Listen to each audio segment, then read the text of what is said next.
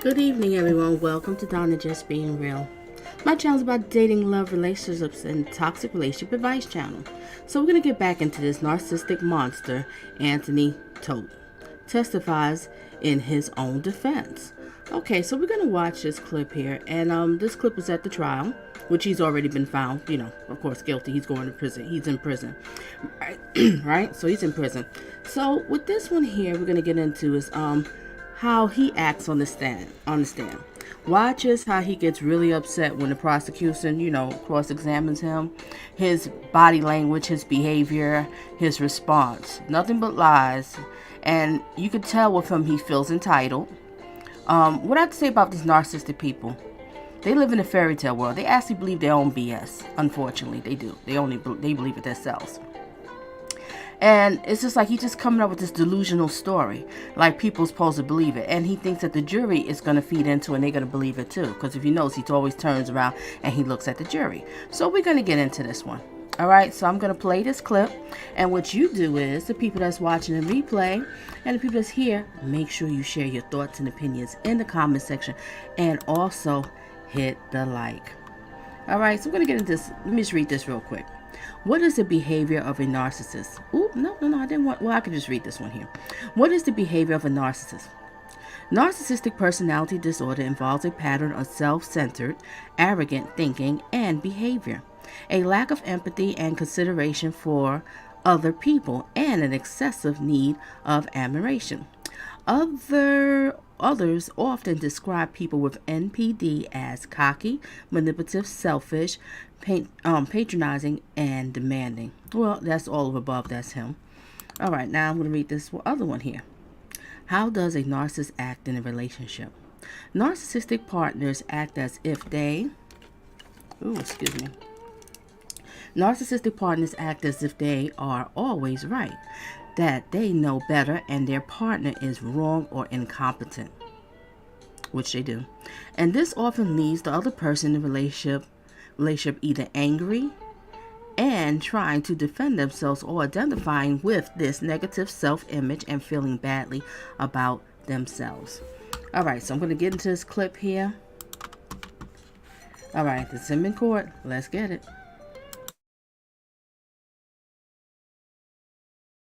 Trend of brevity continues. Mr. Todt, we're going to place you under oath.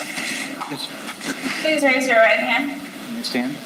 Do you solemnly swear or affirm that the testimony you're about to enter in this case is the truth, the whole truth, and nothing but the truth, so help me God? Yes, ma'am. Mr. Todt, you are sitting between some very experienced trial attorneys. You should consider their counsel in the decision as to whether you wish to become a witness in this case or exercise your constitutional right to remain silent. I want you to understand that at your request, should you choose to remain silent, I would have instructed your jury that they are not to consider your silence in any way whatsoever in rendering a verdict. Ultimately, the decision as to whether you wish to testify in this trial is yours and yours alone. Have you had an opportunity to discuss that decision with your attorneys? Yes, sir. All right. And do you need any additional time to make that decision? Decision has been made, sir. All right. It's been represented to the court that you wish to testify in this trial. Yes, sir. All right. And you understand that the state will have an opportunity to cross-examine you just as they have with any other witness. Do you understand that? All right. Thank you. All right. That's the only discussion that we have at this time. Thank you. Let's return the jury, please. I have that lectern back. You want it up here? I thought that's where typically where do you want it, Judge? Okay. I was under the impression that closing arguments were done and you were going to question the defendant from the podium. Is that correct? That closing argument, opening statement. Excuse me, did I say closing? Opening statements are concluded, and so you can question from this podium, and we'll bring Mr. Todt up when the jury returns, swear him in. I'm fine with that. Thank you. Thank you. Let's return our jury, please.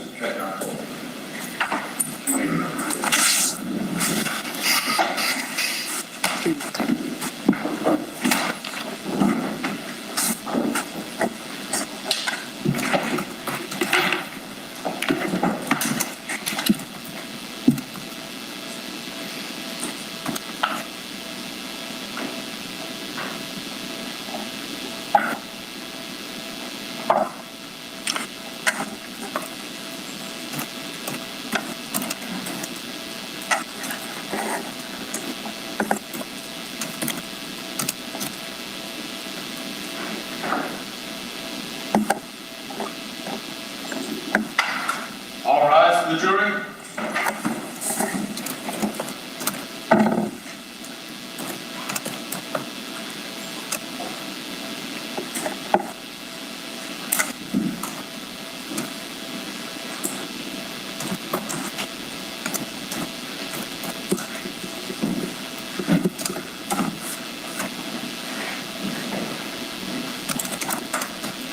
May be seated. Thank you.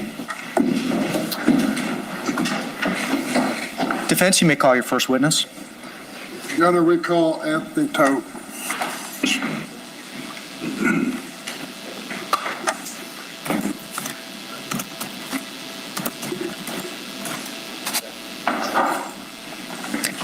Mr. Todt, if you'll please remain standing, we're going to swear you in. Please raise your right hand.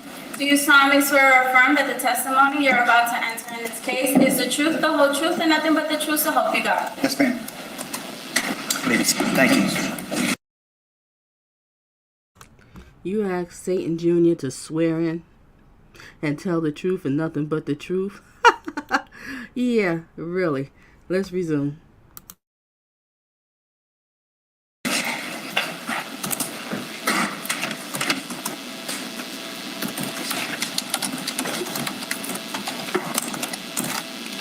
Look at him getting ready with his lies.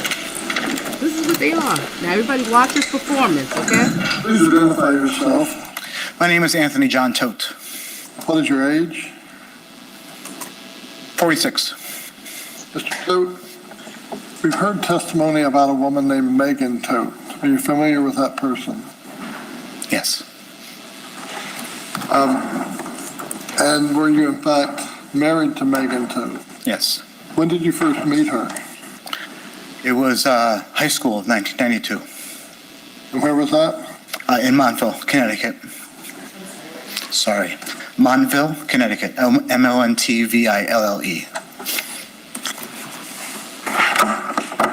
And did you and Ms. Todt, did you and Megan, we've used first names throughout the case, so I'll do it to not make it hard to remember. Did you become married or become a couple? Yes. Now, did you attend the university in the state of Connecticut? Yes. And where did you go to school? Sacred Heart University in Fairfield, Connecticut. Did Megan also become a student at Sacred Heart? Yes, she was 2 years behind me. What was your course of study? Undergraduate work, a major in psychology with a concentration in health psychology, with a declared minor of pre-physical therapy, and then I finished my master's degree of science in physical therapy. Right. Now, did your wife, when did you marry Megan? Was that in college or later? I had graduated from college already, and she was in her second to last year of college. What field did she study? She had the exact same credentials as myself, physical therapy. Did you practice in the field of physical therapy? Yes, sir. And are you familiar with medical terms and medical procedures? Most definitely, sir. How long did you practice as a physical therapist? I received my license in August of 1999 and was practicing up until the current. Was Megan also involved in the practice with you? In the practice of physical therapy, sir? Yes. Yes. Whereas I did more hospitalist, nursing care, home care, and outpatient, she concentrated most of her time as a pediatric specialist and did work sometime in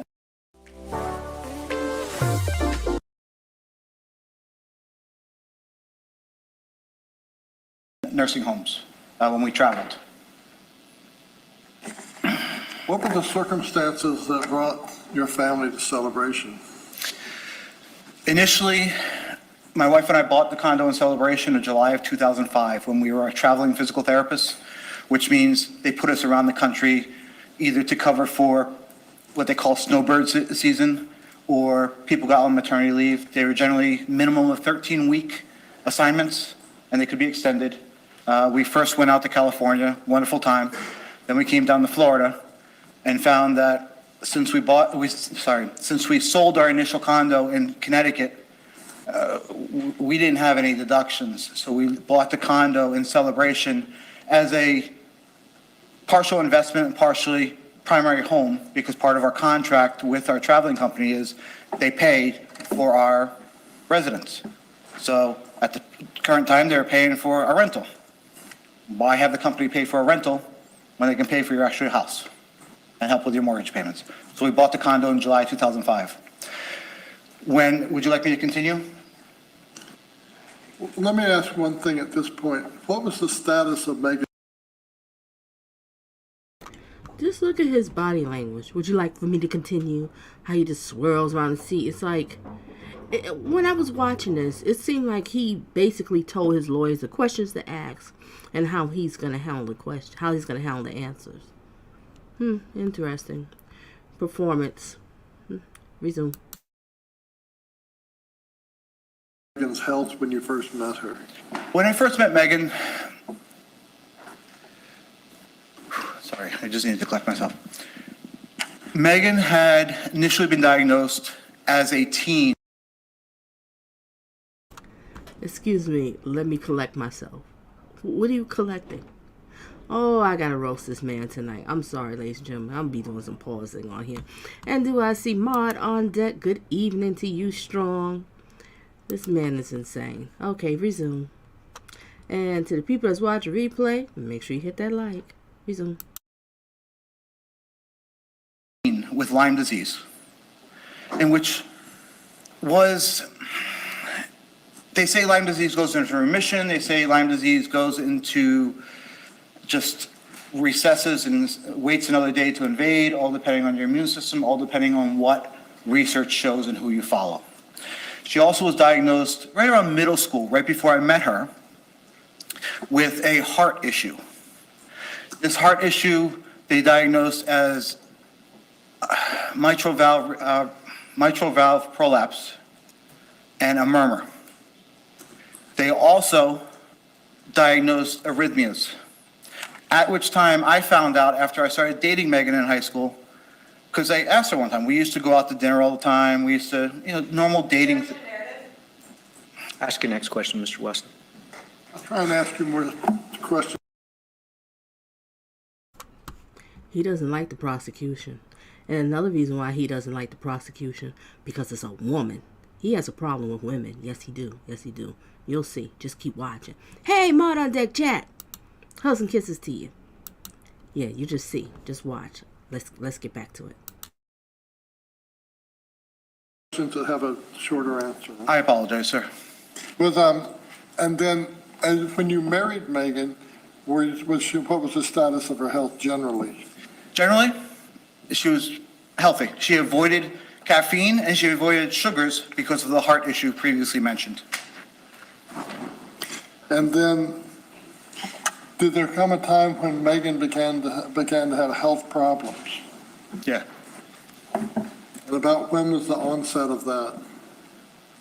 March 2011.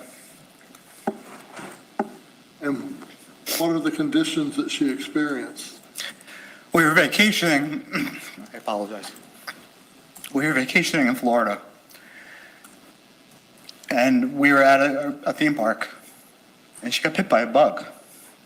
She described this bug as a six-legged black bug with a red mark on the back that reminded her of the state of Texas. I didn't see the bug. It was at the end of the day, and this bug bite, which you would think was innocuous, turned into this yellow, green, I can't even describe, pustule. It was a gigantic whitehead. So we went home that night. I went home to the hotel, or it was a hotel at the time, because of the issue. And about what, that was in 2011, you say? March 2011, sir. And then in the ensuing year, did Megan develop any other health complications? Oh, yeah. Through many trips to the hospital, many trips to the ER. Okay, get ready for the crocodile tears. Look. He's trying his best to bring it out. This is what these narcs do. This is what they do. Resume. Cardiac critical care units. She was diagnosed with a multitude of diagnoses, I guess you want to say. First of which was they found that she had drug-induced hepatitis. Sorry. First, I apologize. Let me back up. They diagnosed her with tonsillar cellulitis. She had these gigantic white pustules on her tonsils. Her lymph node was just totally enlarged, in trouble breathing.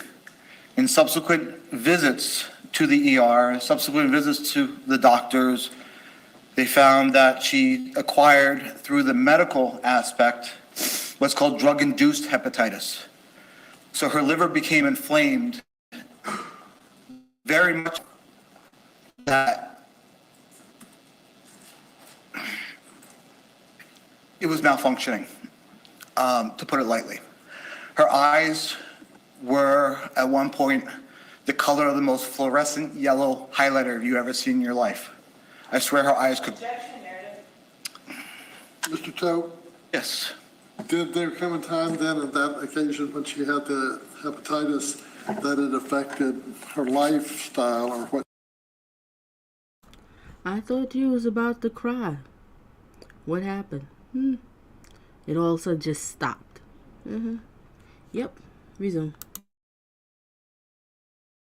She could do. Most definitely. My wife, she was a yoga teacher, in addition to physical therapist. She went from a very strong, vibrant woman to barely holding on to 90 pounds. She couldn't keep weight on. She couldn't breathe. Her heart rate progressively was going crazy. At rest, it would be 190 or above.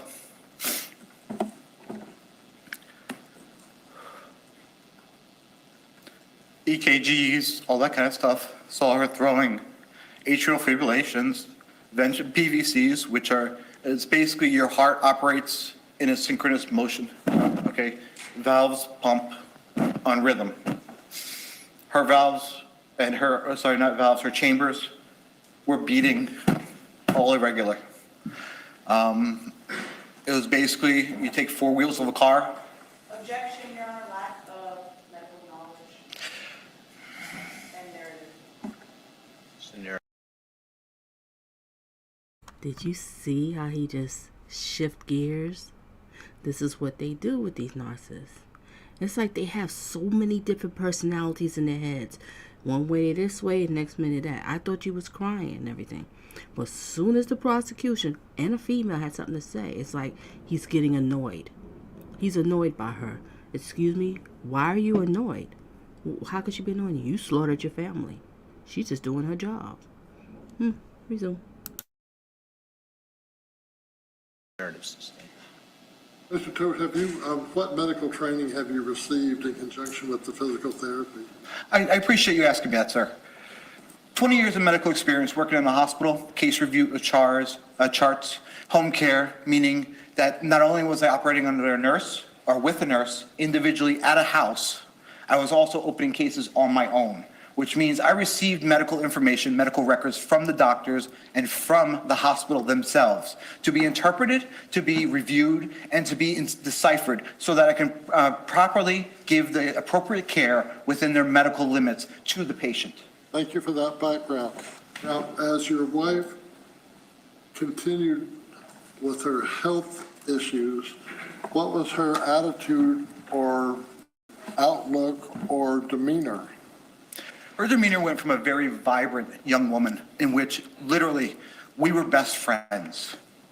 As dating, we always knew we would remain best friends. That's how close we were. We dated for 8 years before we were married. Her family was my family, okay? Her grandparents were my grandparents. That's how close we were, okay? She went from, even though she remained the light of my life, whenever she walked into a room, Literally, after almost 20 years of marriage, my stomach would have those butterflies in it, seeing my wife. I existed, but she went from, Ask the question again, Mr. Wilson. Now, at that point in time, did you have children? at the time she got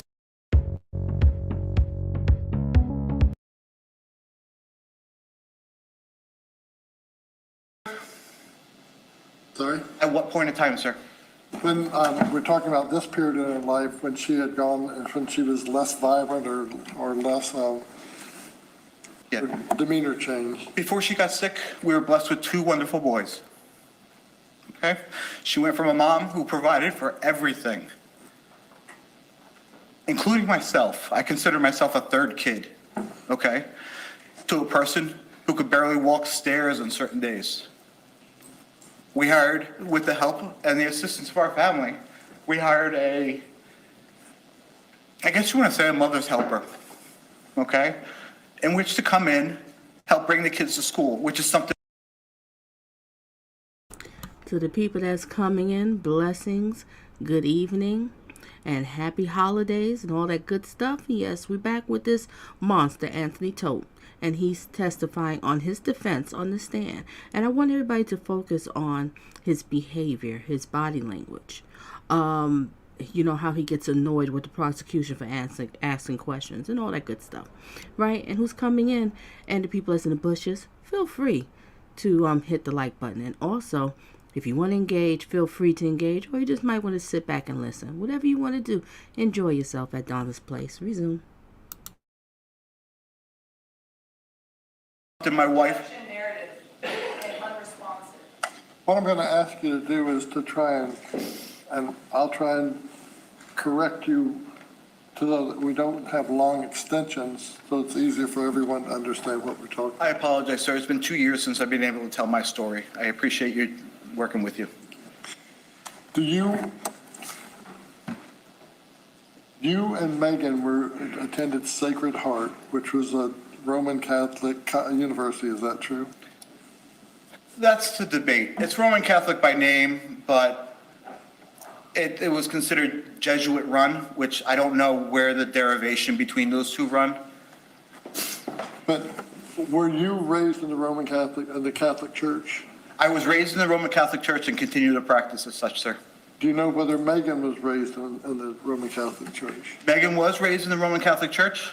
However, before she went to college, her and her mother and father did shy away from it, but she did get confirmed before we got married.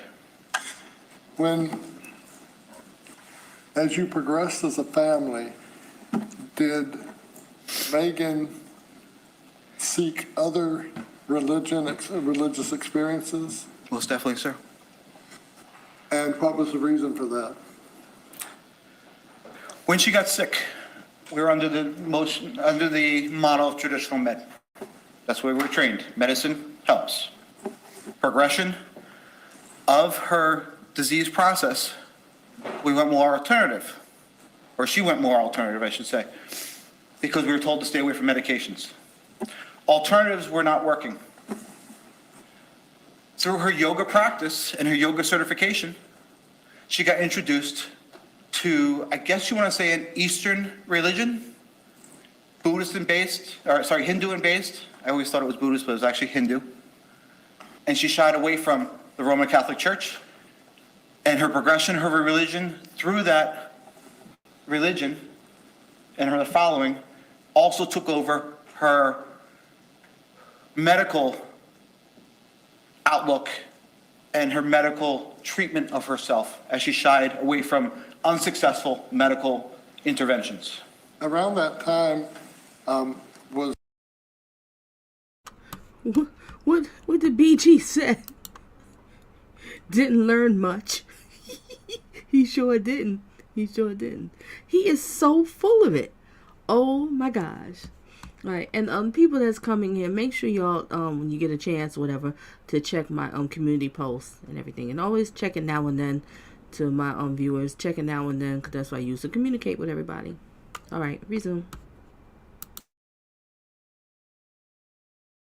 Was there a calamitous event in the life of Megan's parents? Before the birth of my first son, in November of 2002, her father hung himself. She was very close with her father. She was not close with her mom. I was very close with her father. He was one of my good friends, one of the few males I trusted. One of the things I totally enjoyed about the relationship with her and her family was her relationship with her father. She was that close with him. Right, sir. And then also, along with having 3 children yourself with Megan, she suffered miscarriages, is that right? Yes, sir. Did that also affect her approach towards her health or approach towards how she carried on day to day? The first miscarriage happened when she first got bit by that bug. And before the whole progression of the disease, and the process under it. There was, of course, depression and that kind of stuff for losing a baby.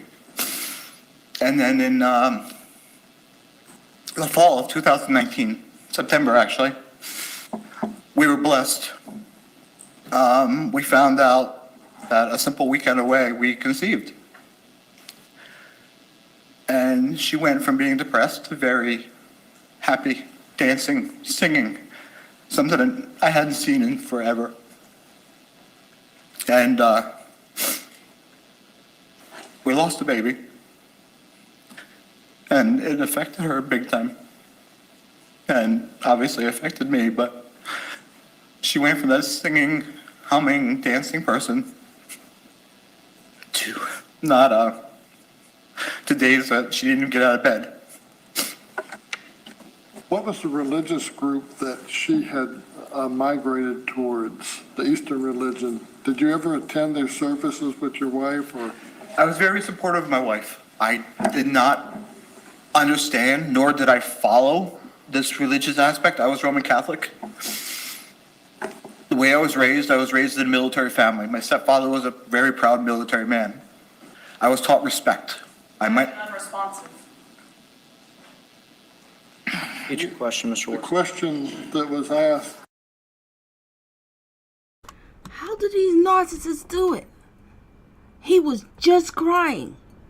And soon as the prosecution, a female, said something that went against what he's saying, he just shifted gears. His whole emotion just dropped. Now he's annoyed. Like, who are you? You're getting on my nerves. You're supposed to listen to my BS and shut up. And especially you're a woman, too. Reason.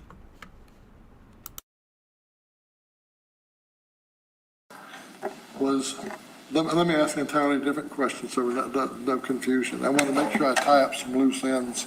You mentioned Lyme disease, and that's somewhat prevalent in New England, is that correct? It seems like everybody has Lyme disease, yes. And that is transmitted by insects, bugs also, correct? That is correct. All right. And then what were the effects on that on your wife that you noticed? When the Lyme disease became apparent and positive, she had breathing problems, heart rate problems.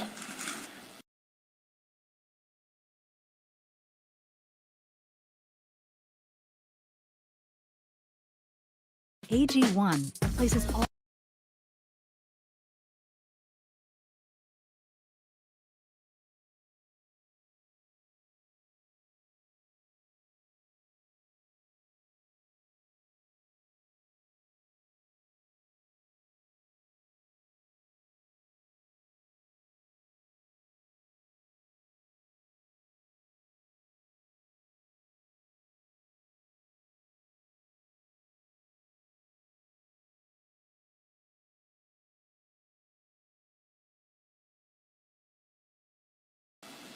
Chronic pains.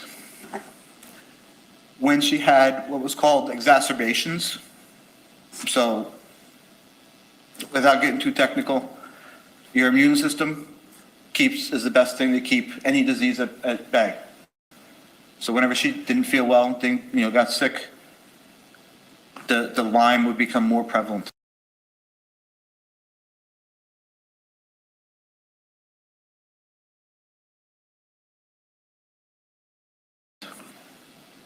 So when the Lyme became more prevalent, not only did she have joint aches, she had feelings of hopelessness, depression, not wanting to go on certain days. There were some days where I helped her shave her legs because she couldn't bend over, she was in so much pain, or couldn't breathe. Mr. Todt, did your wife seek a different way to health through the Eastern religion? Yes, she did, sir. And was it diet-based or worship-based, or what were the parts that appealed to her, and what was she seeking? She was seeking control over her own medicine. Chris up in the house, and good evening to you too. And what did BG say? What BG said, he really think he was going to war. See, this is what I'm talking about, BG. This is what they think. He's delusional. He really thinks so.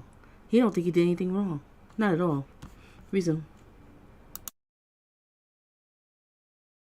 Medical care. Basically, anybody in a chronic illness wants some kind of control of their own self. She went from traditional medicine, she went to religious following of dictating what her healthcare was. She even followed a book from a guy who listened to a ghost who had no medical experience to tell her what she should be doing, what she should be eating, and that kind of stuff, called the medical medium. Was there any discussion within that religious group about an afterlife? Yes.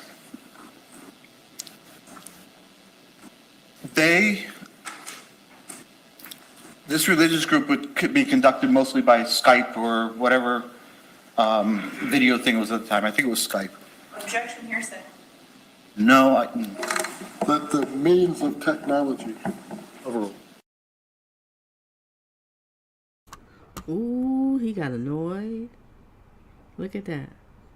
What did this B say? That's what he's thinking. You gotta be kidding me. This is insane. This is how they are, ladies and gentlemen. Thank you. I would sit with her during some of these meetings. They would give her prayers to pray, whether to help with what they were talking about with what was called family lineage karma burning. Because as in the Bible, the same thing she followed was the fact that your past, your past family's transgressions follow forward multiple generations. So as you asked, please repeat your question, just so I can make sure I repeat correctly. Was there an afterlife component of this religious practice? Yes, there was an afterlife component in which each afterlife, she believed that there was reincarnation. And as they burned the family karma in the current life, they reached a salvation in which they were reincarnated to a better life. And was her desire to seek better health through this process by going into another life? Better health and better relationships with people who had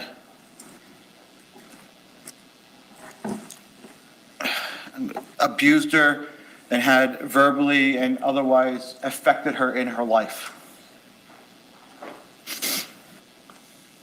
There was some discussion about a suicide note, and that was apparently directed from Detective Cole Miller to Dr. Nara. Were you aware of any suicide note? When I came back to the house that day, she showed it to me, yes. But I had no knowledge of it before I came home that day. And what was her demeanor or attitude at that time? She was trying to explain to me what she did. She was trying to make me understand.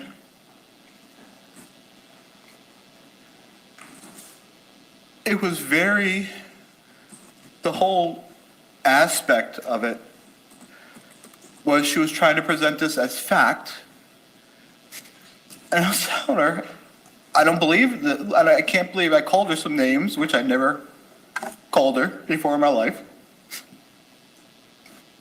But the whole demeanor of it was, this is what I've been told through my meditations. This is what I believe. This is what, as she referred to as, the light has provided for her, and the light. Hearsay and non-responsive. Talking about your own demeanor and what. Ladies and gentlemen, you see, he did it again. He did it again. This is crazy. These people are nuts. Hey, Nail GG, welcome.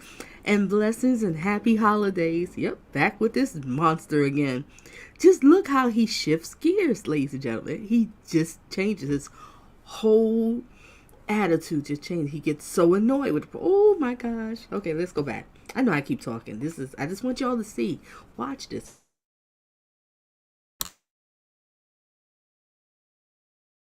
How your countenance. My own demeanor, when I found out what happened, I puked. I cried. I was in total denial of what happened. I couldn't understand. And then after that, I was like, I want to get you help. I'll take responsibility for this. Just get help. That's all I wanted. I would do anything in my life to do what she needed, provide for what she needed, provide her a happy life. I held my wife on a pedestal. I didn't care anything to myself. I wanted her to have a good life, period. And I wanted her to get help. I didn't care. Objection, non-responsive, and narrative.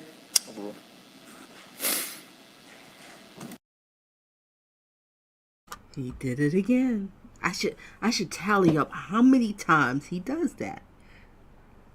Oh my gosh, it's just amazing. Everything just changes. First, you're so upset, you're so emotional, and soon as the prosecutor says something, especially a female, it's like, this B.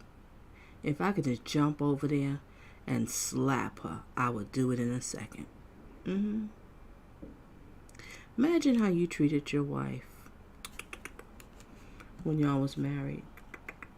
Well, we know the outcome of it, right? Resume. We'll try and work on shorter sentences so that everyone can keep up, and I'll be. My apologies, sir. We're fine. Have you progressed from talking about the afterlife to talking about what happened to your children and your wife? I don't understand what you mean, sir. When you said what had happened with Megan, what were you talking about? What had happened that day when I came home? Which day? I don't know. You don't have to talk about calendar date. What was the occurrence that made that day memorable? I came home and my kids were dead.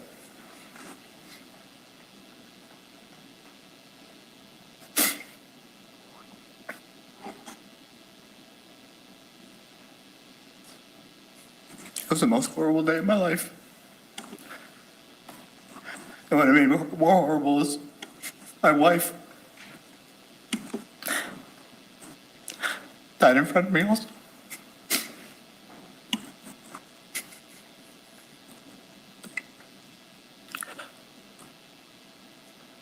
Had there been a blueberry pie that was cooked in the house? Nail Gigi, you see this, right? I'm done too. This is crazy. This is absolutely insane. Oh my gosh. All right, resume. According to what she told me, Objection, hearsay. and Hold on just a sec, Mr. Todt. response. Describe what A warm meal.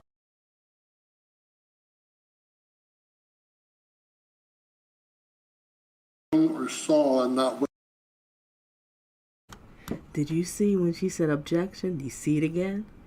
Look at his face. It just dropped. Wow.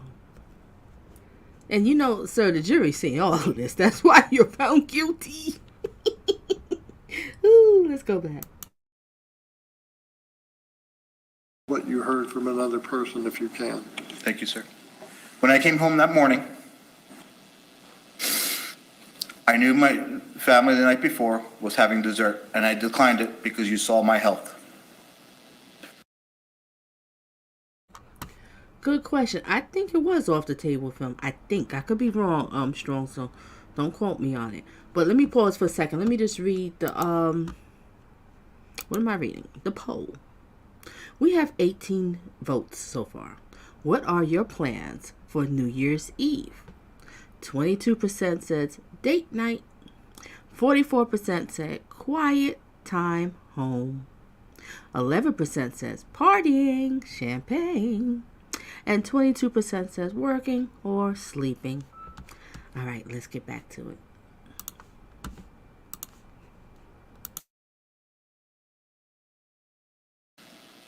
I was jogging and losing weight.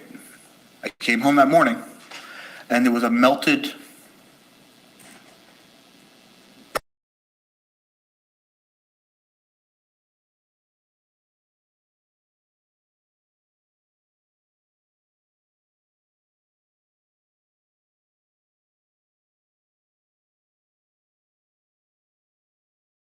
purple, looked like a pudding pie.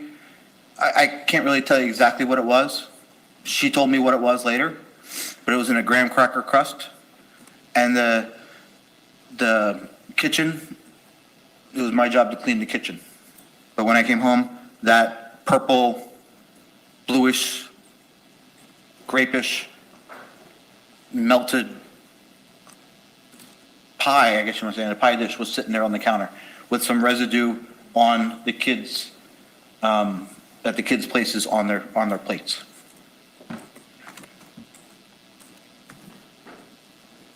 At that time you came in, you saw that there were desserts that had been served up on the table? I saw the remnants of it, yes. And then did you then discover that your children were dead? Not initially, no. I had gone upstairs.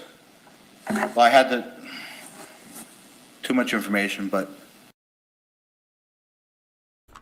Ooh, Nell Gigi sounds like she having a nice time for holidays. I'm going to do Instacart shoppers tip well on the holidays. And that's good to hear. And eat some good food, have a glass of wine, and stretch out. Reason, thank you for sharing that. I had to pee. So I went to the bathroom and came out, and my wife was at the top of the stairs.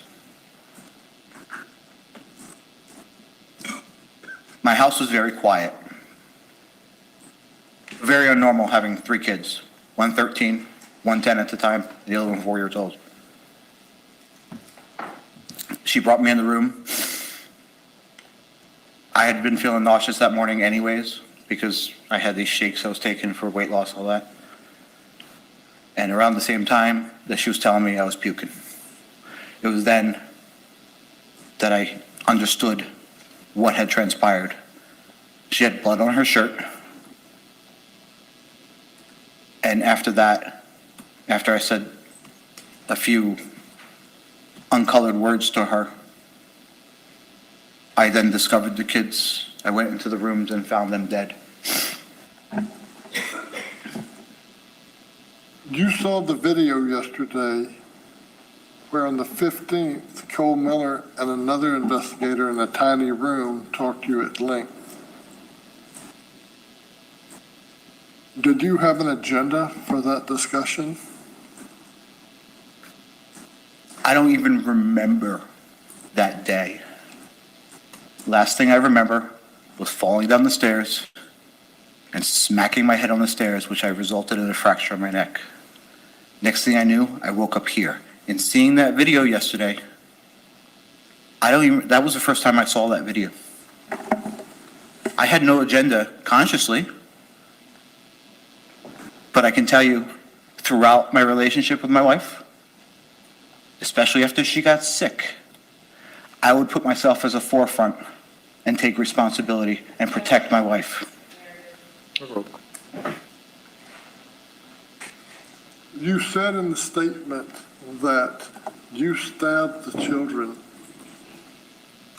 and there was blood everywhere. Do you remember that from yesterday's video? I remember it just seeing on yesterday's video.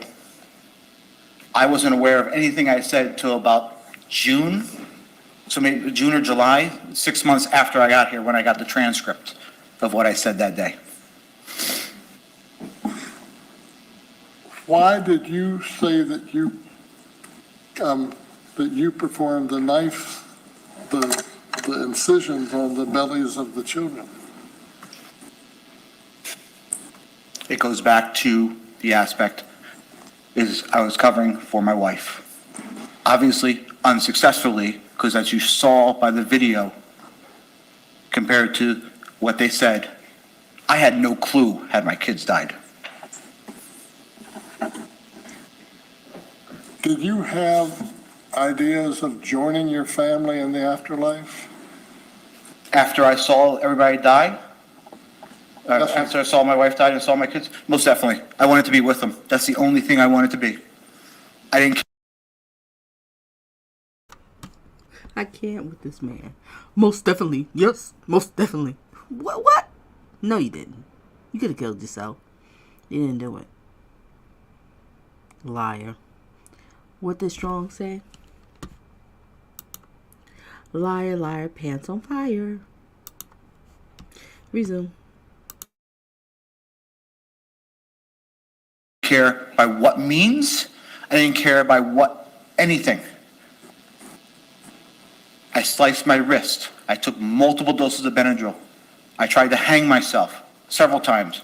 I bought a pellet gun to shoot myself because I couldn't get a gun to, as you call it, eat a gun. Did you ever try to poison yourself? With Benadryl, yes. And also, I was just under recently of medical care, and I was given metformin for diabetes. And at one point, I swallowed the whole bottle of metformin. Now, I think there was evidence that you remained in the house for up to 3 weeks after the day that changed your family's entire future. Yep, he remained in that house for 3 weeks with deceased bodies. His family put them all into the master bedroom while he's sneaking out at night to go and get some Popeye's chicken. I'm just saying he did Popeye chicken, whatever. But he's sneaking out at night to go and eat. Probably he's happy he didn't have to share it with nobody, right? He felt like, well, all my financial problems, I'm good now because I got rid of my family. I don't have to take care of my wife. I'll take care of my children. I could just continue being a loser and I don't have nobody to worry about but just myself. Yeah. You think he's living a good life. Feel like he's back to the good old bachelor days, right? I wonder how it's working for you in prison. I wonder. Resume.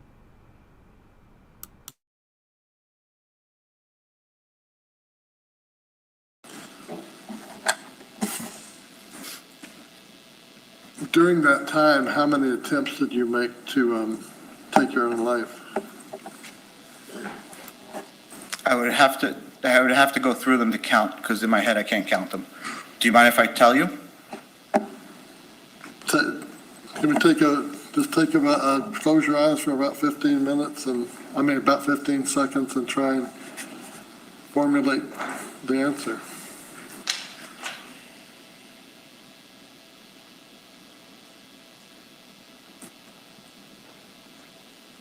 On conscious recollection, I can tell you I remember at least 8 times.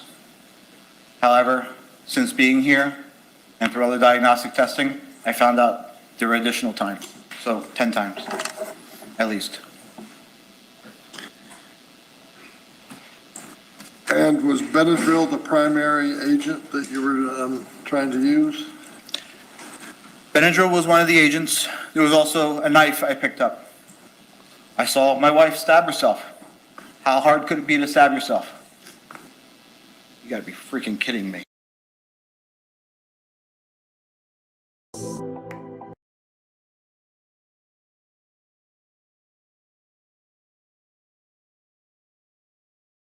You see a knife with a blade like this, and you want to instill that into your body?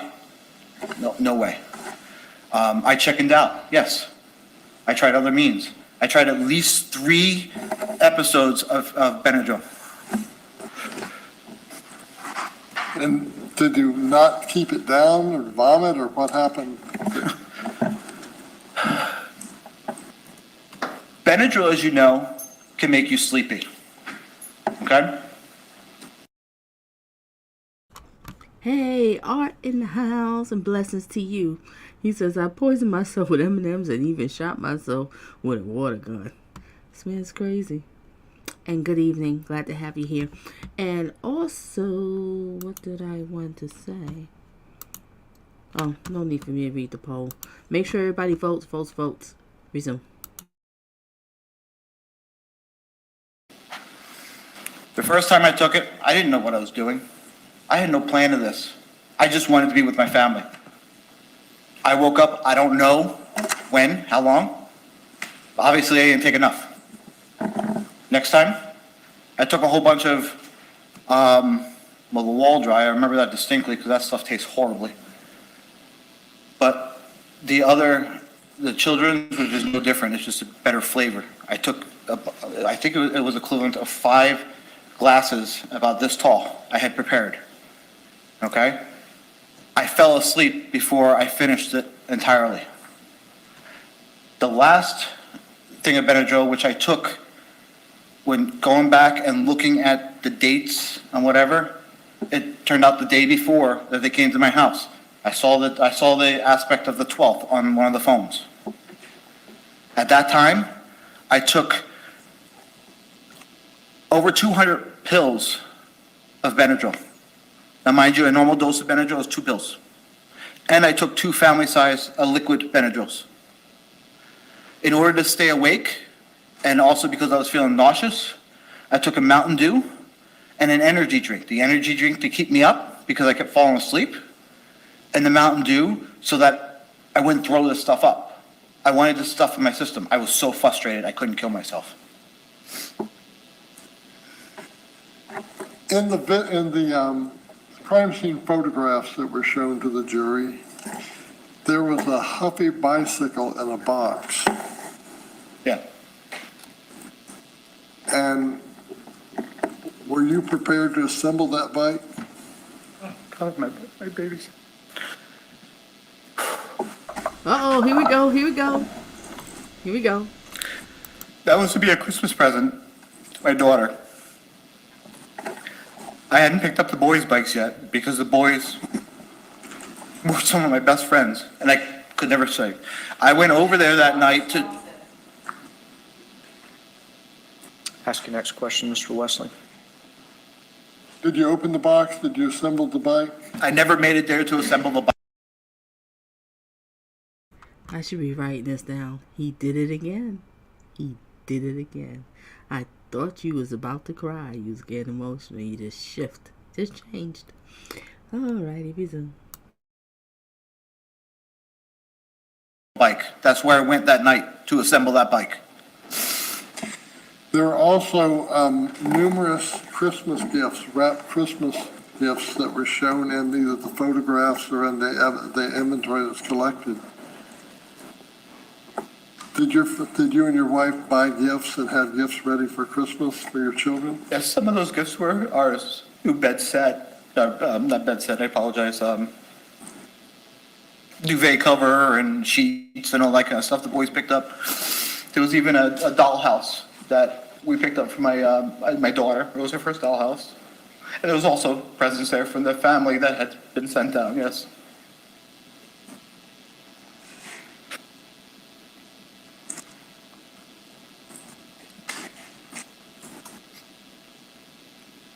Mr. Todt, What could have prohibited Megan from killing your children? I have no idea. We woke up that morning, she was pain-free. Everything was good. I took the opportunity to try to. Evil Anthony, you really thought the jury was going to believe this BS with you? You really thought they was going to believe it? See, this is what they all think. All of them. They narcissist people. They all think people's going to believe their baloney. And they so dramatic when they talk. You notice that? He's so dramatic. Dramatic with his lies. Okay, resume. Try to go over and put the bike together. I had no knowledge of this. I don't know what could have prevented it. I have no idea. And that's the biggest thing that affects me, is the fact that I didn't even see this coming. They say, blindsided. This was a blindside by like a Mack truck filled with dynamite.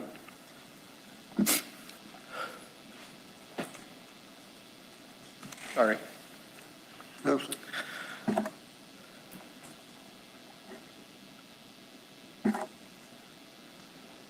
I'm sorry. Collect yourself. You have tissue or something? Jack, he is totally trying so hard to cry. He's forcing those tears out. Look at him. Give me some tissues or something. Just a little tissues. Ha! Yeah, okay. Resume.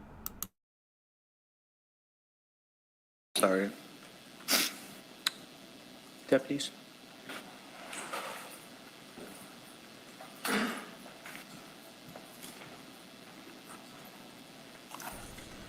Art, you're so right. Art man, you're right. They don't have no remorse, no emotions, no shame, no nothing. They don't care. They just a bunch of BS. Thank you, sir. I appreciate it. If I turn around real quick. Might I turn around real quick?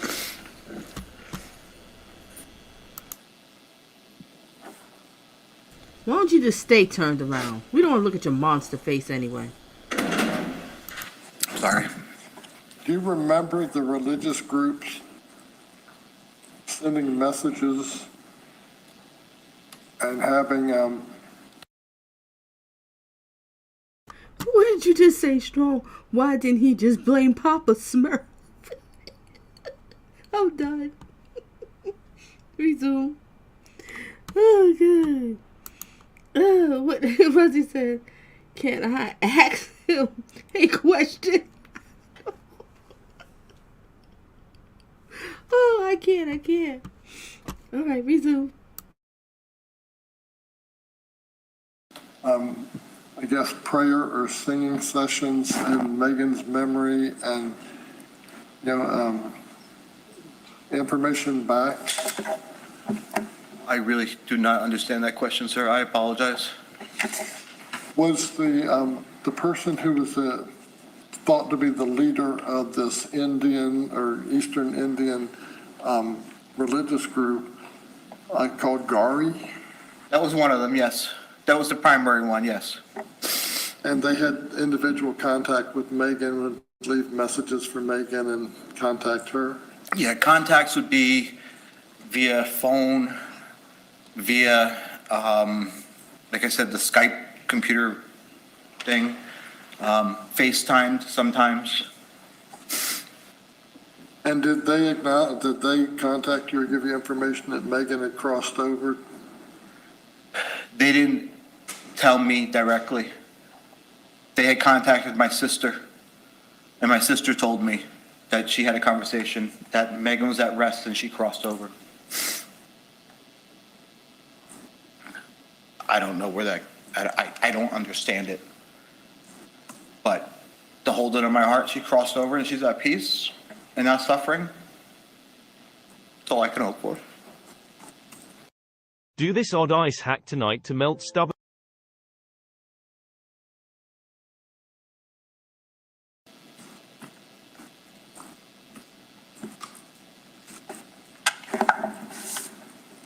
Mr. Todt, did you kill your family?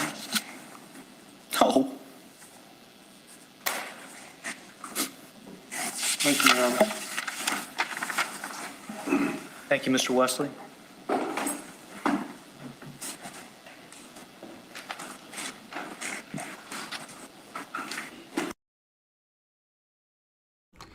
Ladies and gentlemen, just look at this BS on his face. Just look at him. Okay, now he's about to be cross-examined by the prosecutors. This is going to be very interesting. Okay? Let's watch this one. Let's see his emotions. And he's really going to be annoyed in this one because this is the prosecution. And the prosecutor is a woman too. I don't think he thinks too highly of women. He really thinks they're beneath him. True monster. You really thought that the jury was going to believe your BS. See, this is what I'm talking about, ladies and gentlemen. All right, let's have class for a minute, okay? Let's have class. Let's take a break for a second, okay? We're going to focus on this. What is the behavior of a narcissist? Narcissistic personality disorder involves a pattern of self-centered, arrogant thinking and behavior, a lack of empathy and consideration for other people. Sound like him, correct? An excessive need of admiration, and others often describe people with NPD, that's narcissistic personality disorder, as cocky, manipulative, selfish, patronizing, and demanding. Sound like him, right? All right, let's talk about being in a relationship with one of these devils. All right, how does a narcissist act in a relationship? Now let me know if you've been through this one, if you've been in a narcissistic relationship. If you don't want to put it out here, feel free. You can email me. We can chop it up there. Everything's confidential. Let me read this. How does a narcissist act in a relationship? Narcissistic partners act as if they are always right and that they know better and their partner is wrong or incompetent. This often leaves the other person in the relationship either angry and trying to defend themselves or identifying with this negative self-image and feeling badly about themselves. All right, let's get it, ladies and gentlemen. Let's see what the prosecution have to say. Ms.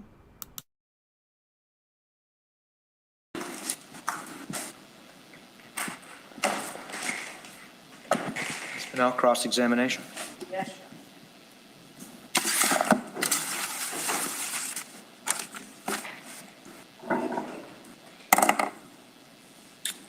In December of 2019, what was Megan's medical conditions? Megan's medical conditions consisted of neck pain, back pain, hypothyroidism, Lyme disease, heart rate issues, breathing issues. And did all of these medical issues make her frail? Frail is a very subjective term. Can you please be more descriptive? Please? Did all of medical... Come on, you clown. You know what she's talking about with frail. You see, this is what they do. It's like he's trying to gaslight her. He's trying to doubt her in what she's saying. He's trying to make her, look like she's incompetent as a prosecutor. That's what they do. That's what he's trying to do. That's his goal to try to do right now, to try to make her look stupid in front of the jury. Like, this prosecutor doesn't have a clue on what she's doing. She doesn't know how to do her job. But unfortunately, it didn't work, sir, because you're in prison right now. Resume.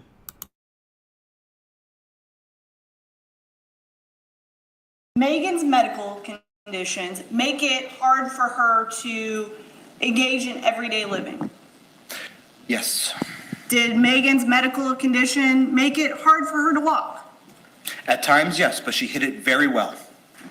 So going back to the date that you remember coming home to your family being gone, how was Megan walking that day?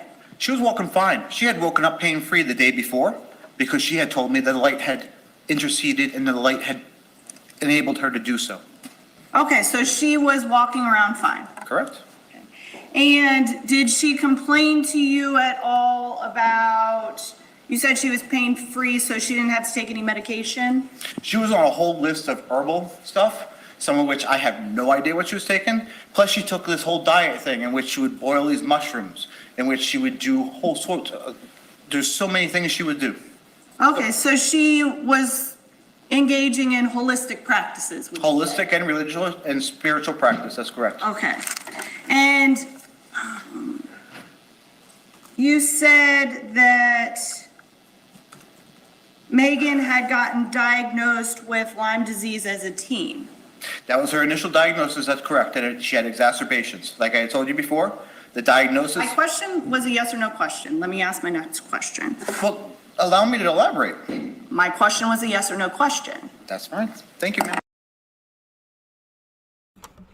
Ooh, he didn't like that, did he, ladies and gentlemen? He didn't like that one. Too bad.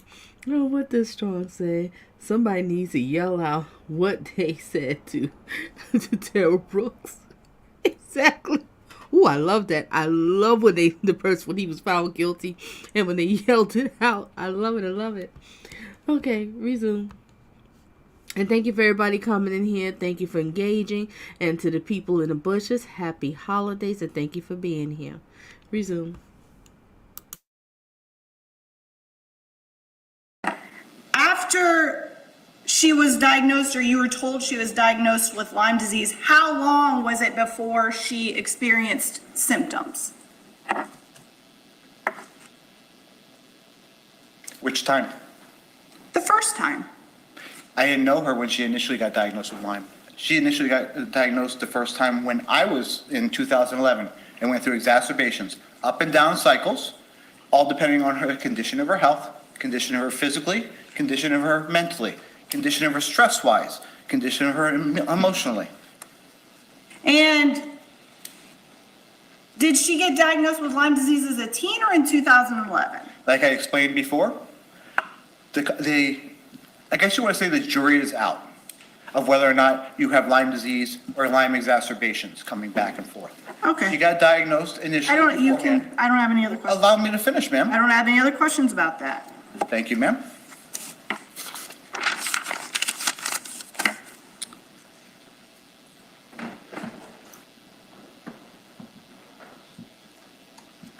Is it your testimony that from 2011 until December of 2019, Megan was suffering?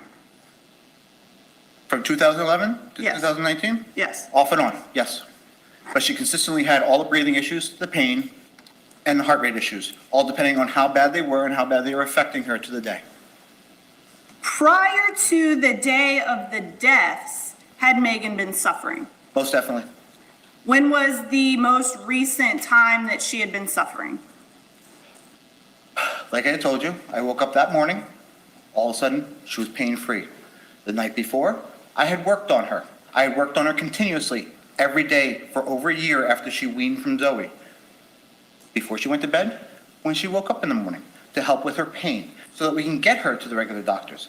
She had a doctor's visit scheduled for the Thursday after Thanksgiving, forgive me, I do not have the date, in which she canceled because she had said, there's no hope, there's nothing more that can be done. Okay, so what kind of work did you do for Megan? Did myofascial release, craniosacral, any type of relaxations that, my apologies, ma'am. Manual therapy in which I was trained under, different things I would go to school for. He is so condescending. He has such a smug look on his face. Wow. How did anybody deal with you? Imagine what you was like as a boss, as an employer of, the people that work with you after physical therapy, that their checks was bouncing because you was out here scamming and, robbing for Peter to pay Paul, that kind of thing. And you wasn't paying your bills and you wasn't paying your employees. They go in to cash their check and it bounced, or they expect a direct deposit, it was bounced. You must have been one arrogant boss. You must have been a big a-hole to work with. Yeah.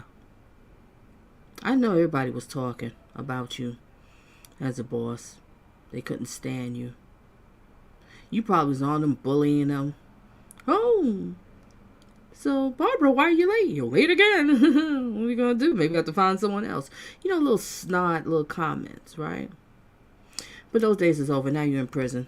Resume. 4, or continuing Ed 4 in to help treat her, stuff I've read about, stuff I've gone through, everything within my scope of practice. I'm asking you what you specifically did. So if you were I'm telling going you to what I did. treat her, Yep, what were the different things that you did? that's what I'm trying to explain to you. Okay? There's no cookbook recipe in physical therapy. It's treating her ailments and treating her pains. Okay, so So you whether or did that. not her liver was inflamed, I did myofascial release to help release the liver. She had digestive problems. I would do integrated manual therapy to help with those digestive problems. She had neck pain. I helped with her neck pain. She had relaxation issues and stress issues and heart rate issues and vagus nerve issues. I would help her desensitize that through craniosacral therapy. I would do anything she needed to get done to help her get better, to help her progress in her life. When was the mother helpers hired? The mother's helper hired was initially after Tyler was born to help here and there to bring the kids, bring my oldest son to C school. So that would have been 2010-ish, 2011-ish, but she was upped to more after she got sick to help provide through the assistance of her aunt who helped finance her and ourselves. Okay. At what point was the mother's helper no longer necessary? It was no longer never necessary. She had moved on to another career. We got another nanny, worker, that kind of stuff, which Megan and her did not get along with. Then she decided that warm weather was better, so she came down here. In many pleas to help get somebody else, we got a babysitter in which you want to know the whole truth. I'm telling you the whole truth. My question, at what point did you not have assisted help? Recordings just got.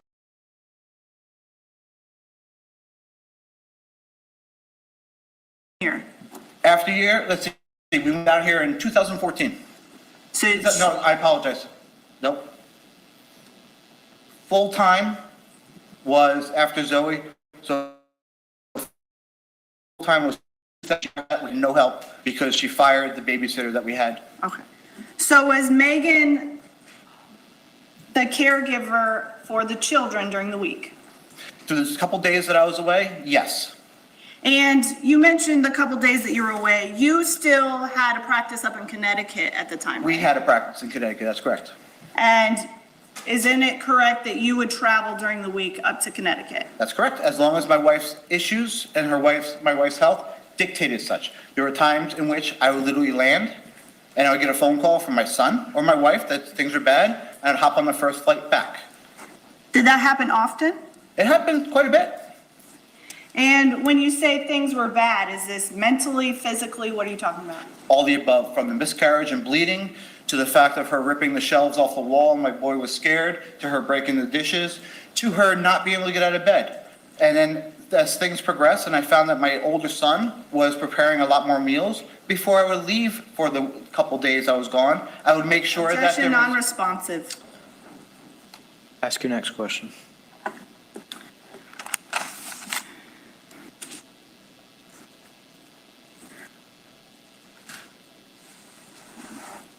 You are a practicing, or you indicated you're a practicing Roman Catholic. I am a practiced Roman Catholic trying to find, I have a Christian base and migrated to more Christian base. However, I'm trying to find a church that suited me because Roman Catholic law did not. Isn't it true that during your interview with Detective Miller, you indicated to Detective Miller that you were a forced Catholic? Growing up, I was. And at what point in time did Megan, and I'm asking for a year and a month, if you know, at what point in time did Megan begin seeking other religion alternatives? In what regards, in what capacity do you speak of, ma'am?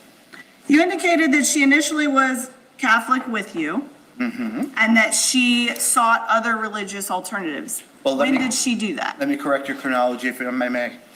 She came back and got confirmed because we were going to get married in a Catholic church. She was not a practicing Catholic at the time, except for going here and there and practicing Easter.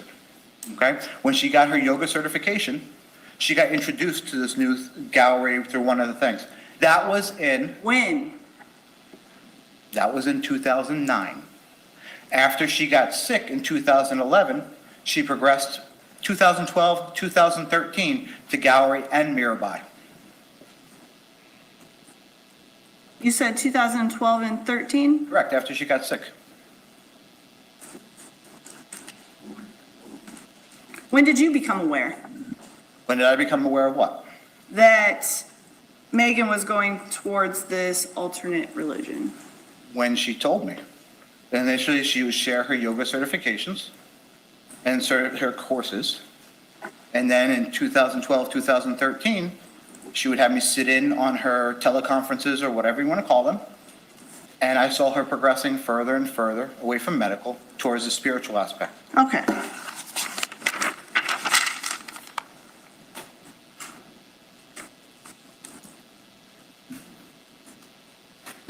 Excuse me for 1 second.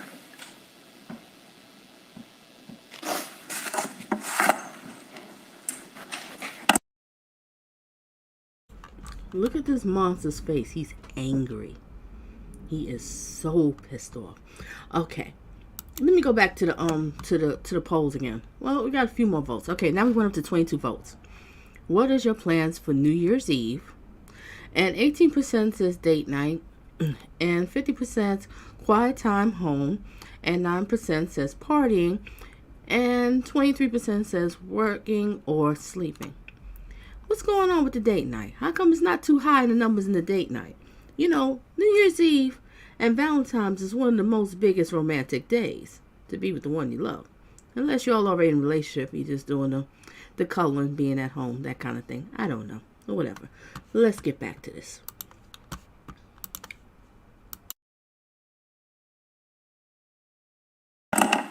Going to the day that this happened, that you said you came home, where were you coming home from?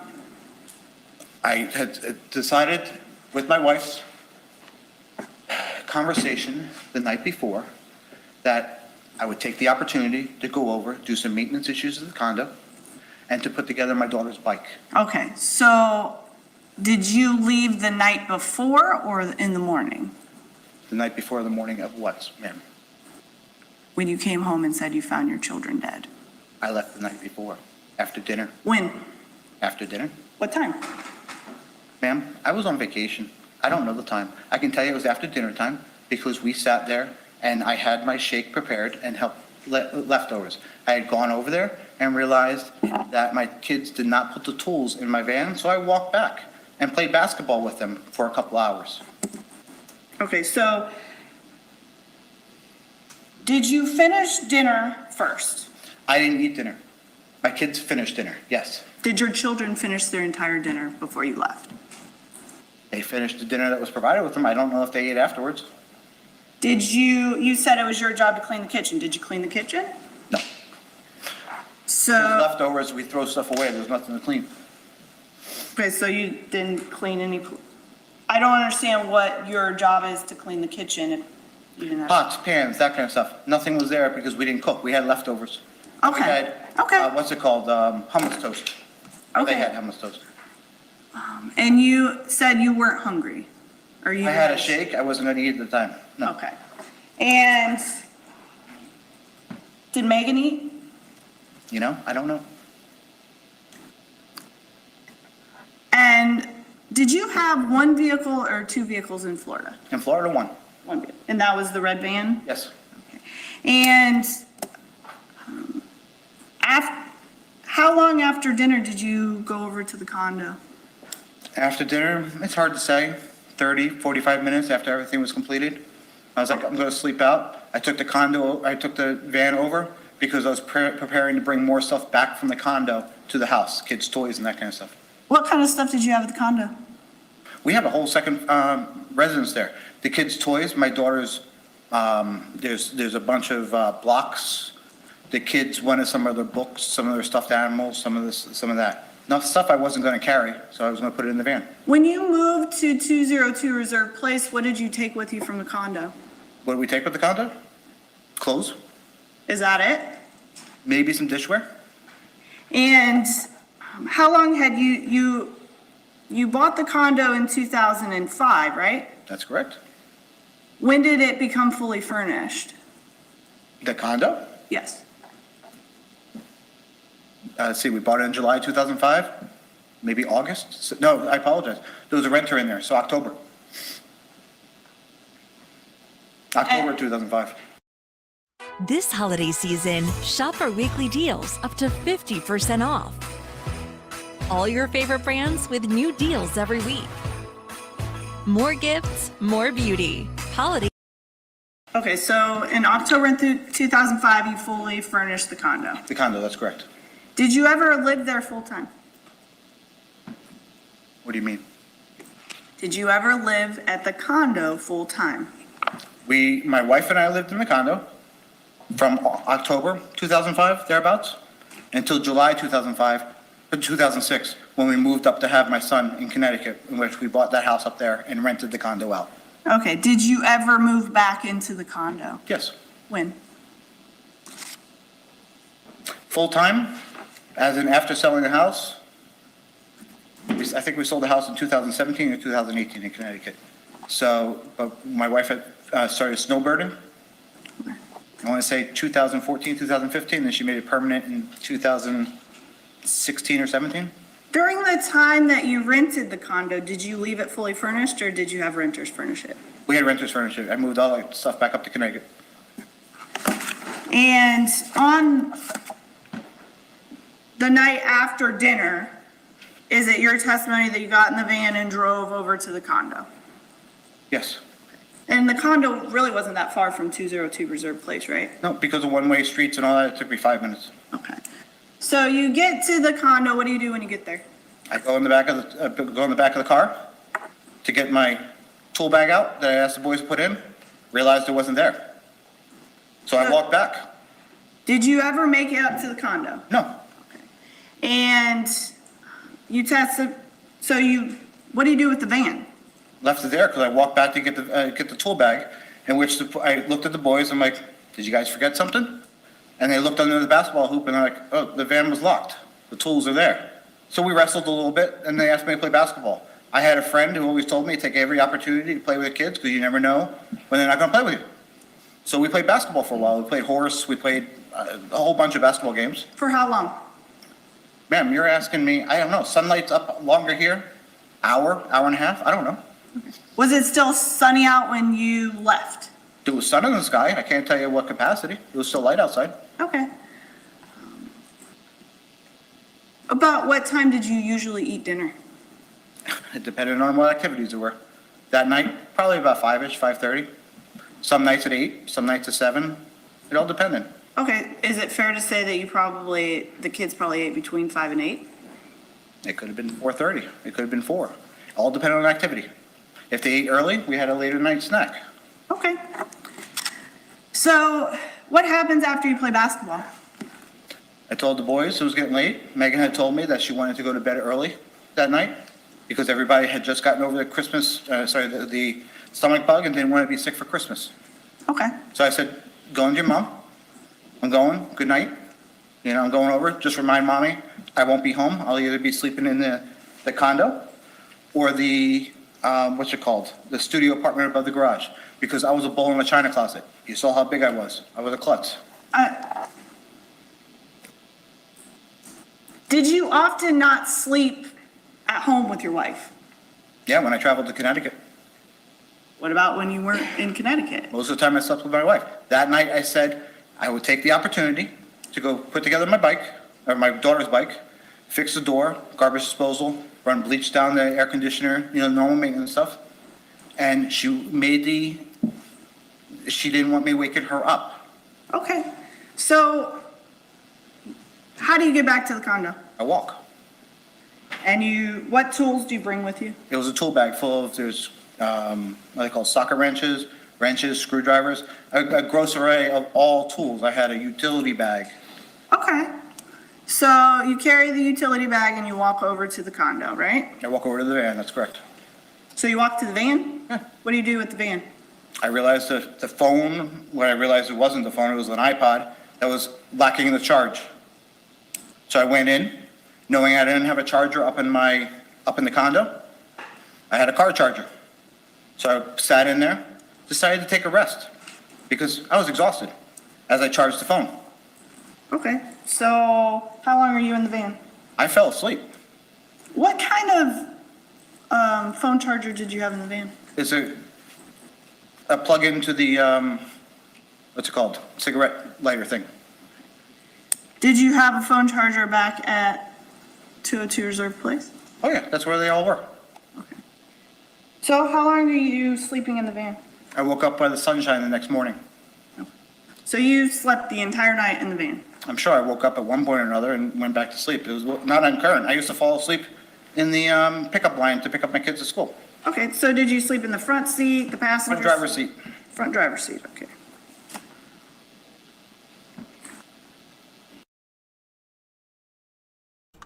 He is so annoyed with the prosecution. Do you see it?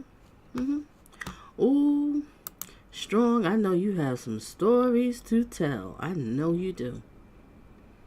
I don't understand why people out here drinking and driving. Just take yourself an Uber or get somebody else. But you just got fools out here that think they know everything. Oh, I'm good. I can drive. It's just a short ride. I know what I'm doing. Yeah, really?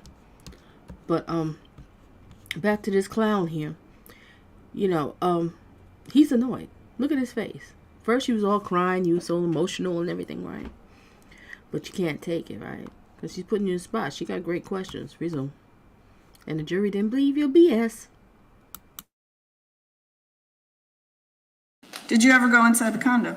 Nope, never made it up there. Because I woke up and realized the sun was up, so obviously it was later than the 4 o'clock I usually woke up to treat my wife. And I didn't want to be in the doghouse, but with her waking up and being in pain and me not being there and not being able to provide for her. Okay, so what time did you wake up? Sunlight was up. What time sunrise in Florida? So do you drive back to 202 Reserve Place or do you walk? I walked. Okay, why did you drive over to Longview Avenue in the first place then? As I repeated in the first, which was already said, I was bringing stuff back from the condo that were of my kids that they wanted back. Obviously, I'm not going to carry a whole bag of whatever in my hands, so I brought the van to load in all the blocks, load in some of the kids' their Lego toys, bring back some of the stuffed animals. Okay. So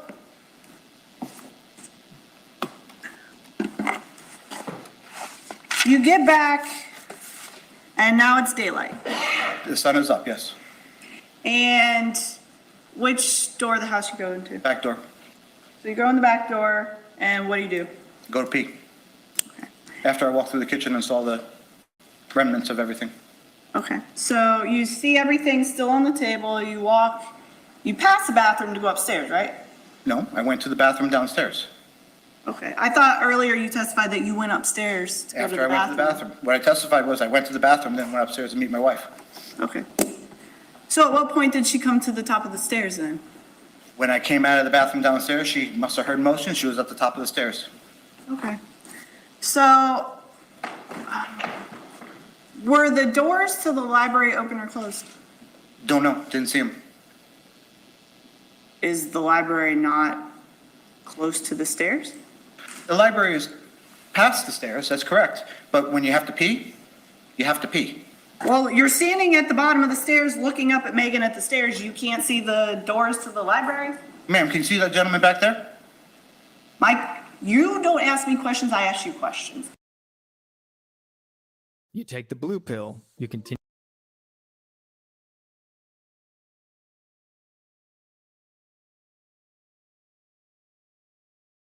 Can you see the door to the library when you're standing at the stairs looking up at Megan? No. Okay. And you're engaging with Megan, and what is Megan's demeanor? Not what she says, what is she doing and how is she appear to you? She's standing at the top of the stairs. She has tears in her eyes and said, "You're alive." Okay. And what is she wearing?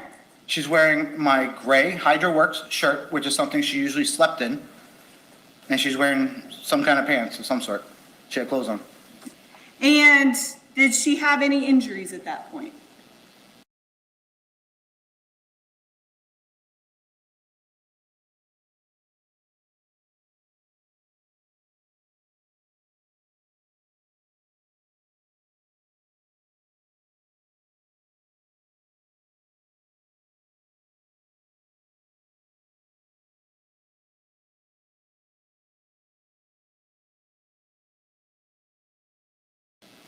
Ma'am, she was standing there. She was fine. I don't know.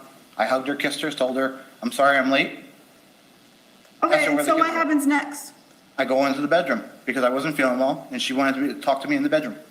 Okay, and what happens next? We start communicating, and like I said, when I woke up, I felt nauseous anyways. And I don't know if it was because of the nauseous I woke up with or what she was telling me. I puked. Okay, and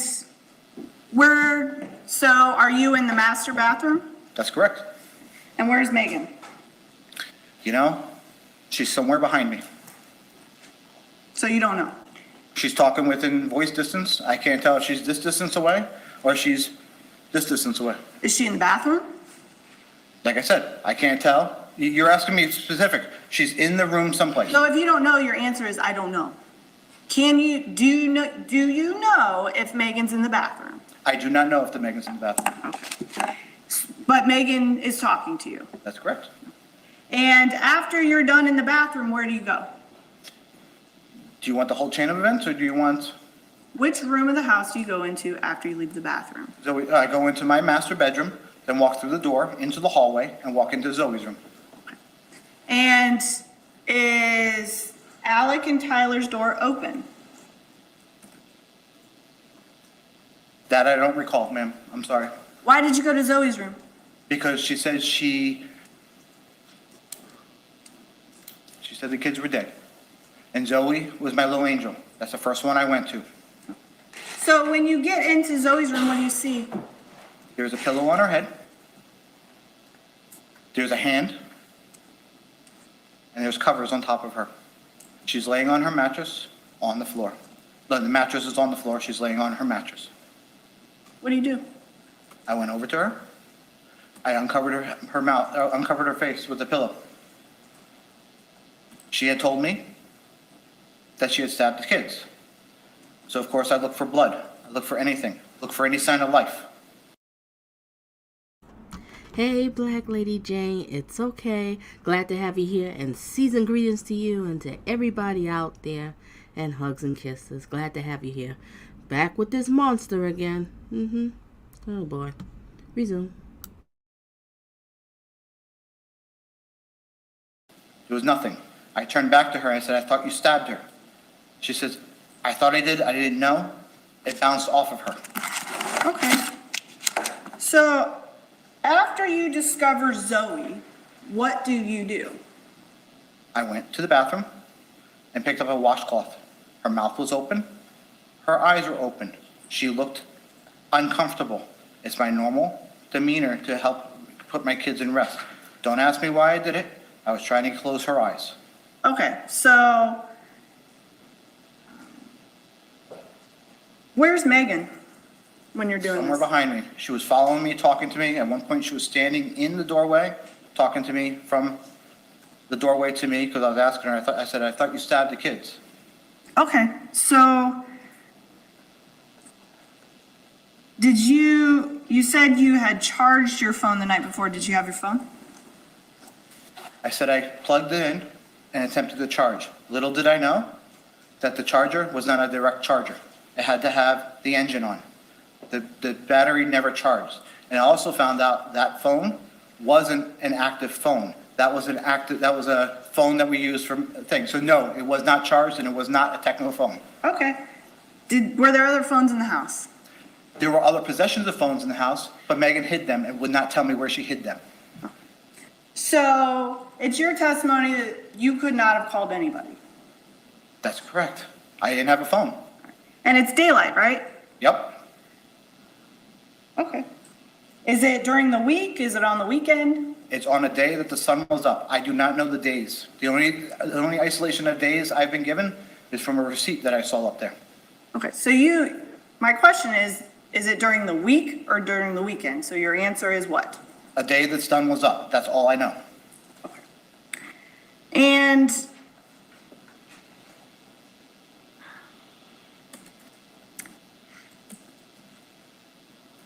after you finish with Zoe, what do you do? Megan was standing there trying to plead with me to talk. She kept bringing up the story of Thomas, the disbeliever, because she wanted me to believe what she was doing. Brushed her out of the way, and I went into Alek's room. And who was in Alek's room? Alek. Where was Tyler? Tyler was found downstairs. And was Tyler in the library? Yes. So Alek, which bed was Alek's? Alex was the one, when you walk into the room, you walk in from the door, you have a square bookcase headboard thing. His was the one on this wall. Tyler's was the one on that wall. Okay. And what'd you find in Tyler's room? In Alek's room? In Alek and Tyler's room. Yeah. Alek was on his back, pillow over his head, covers over him, and there was blood. How much blood? Enough that I noticed, I can't really tell you, because I pulled back the blankets. The shirt had some blood on it, and there was blood on the abdomen.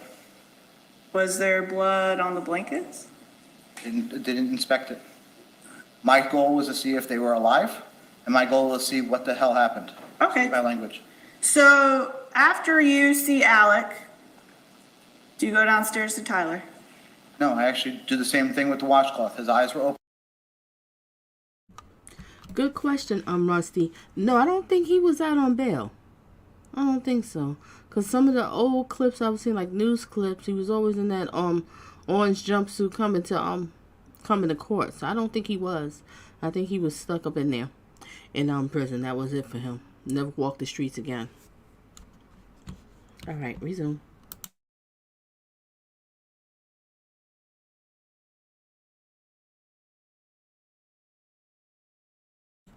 And also, thank you for everybody hanging in, because this is kind of a long live stream. So thank you everybody for hanging in here and engaging. All right, resume. Open, and his mouth was gently slack, looked uncomfortable. Normal father thing is to relax their head and relax, and I was just providing them comfort. Okay. So after you do this with Alek, where do you go? Tyler. Okay. I confirmed with Megan that Tyler was downstairs. Once again, brushed her aside as she's trying to convince me to see things in her light. I told her to leave me the hell alone, and I went down the stairs. Okay. Do you immediately go into the library? I opened the door to go into the library, yes. So the library door was closed? That I found out when I went downstairs, yes. So there's a couch.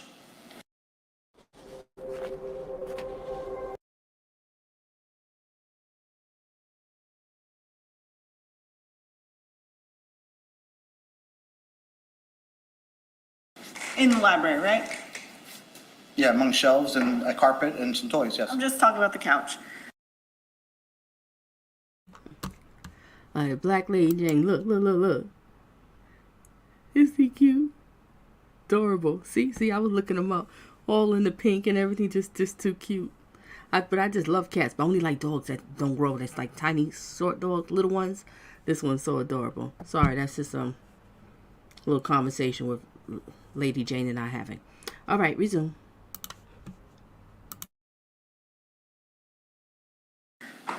Is that couch a pull-out couch? Yes, it is. So when you go in there, is the couch pulled out? He's sleeping on the bed at a pull-out couch, yes. And what do you find with Tyler? Tyler's on his back, hand out to the side, blankets over him, pillow over his face, and when I remove the blankets, there's blood there. Okay. And do you do the same thing with the washcloth with Tyler? Unfortunately, I didn't go to the bathroom to Okay, hold up. Nail Gigi said he was. No, you said he wasn't. Oh, he wasn't out on bail. Oh, okay. He wasn't. I'm sorry. I thought it was wrong. Wasn't out on bail. Oh, he wasn't out on bail. He wrote this lengthy letter to his father from jail explaining his side of the story. And you know what? I wish I could find that letter. I would like to put that up. Maybe I'll just put as a pre-recorded video. But another thing too is, I don't know if everybody knows here, people that come in just, following through, basically watch some of my past videos and stuff like that, right? Is it adorable, Lady J? Oh my gosh. I'm sorry, but I know I'm switching gears here. Adorable. What's the name? No, that's just some pictures. I don't know. I was just looking up some pictures on Google. I was like, you got me going. So I'm looking at the pictures. So cute, adorable, right? Okay. Let me go back. Now, what I was saying is his father.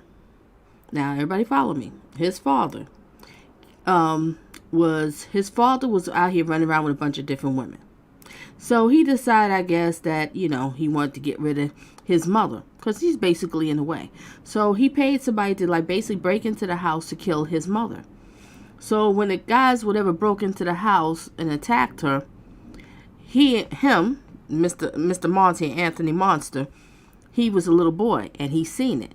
And I think the killers was like, just go back to the room. But the killers end up shooting her in the eye or something, so she lost one of her eyes. But she stand by her man in court. She didn't believe him. No, my husband don't have nothing to do with this, blah, blah, blah, blah, blah. But then after a while, I guess a couple of years later, she realized, oh my gosh, I'm laying down with Satan Jr. He did try to kill me. So it seemed like the son is following the father's footsteps, basically. Resume.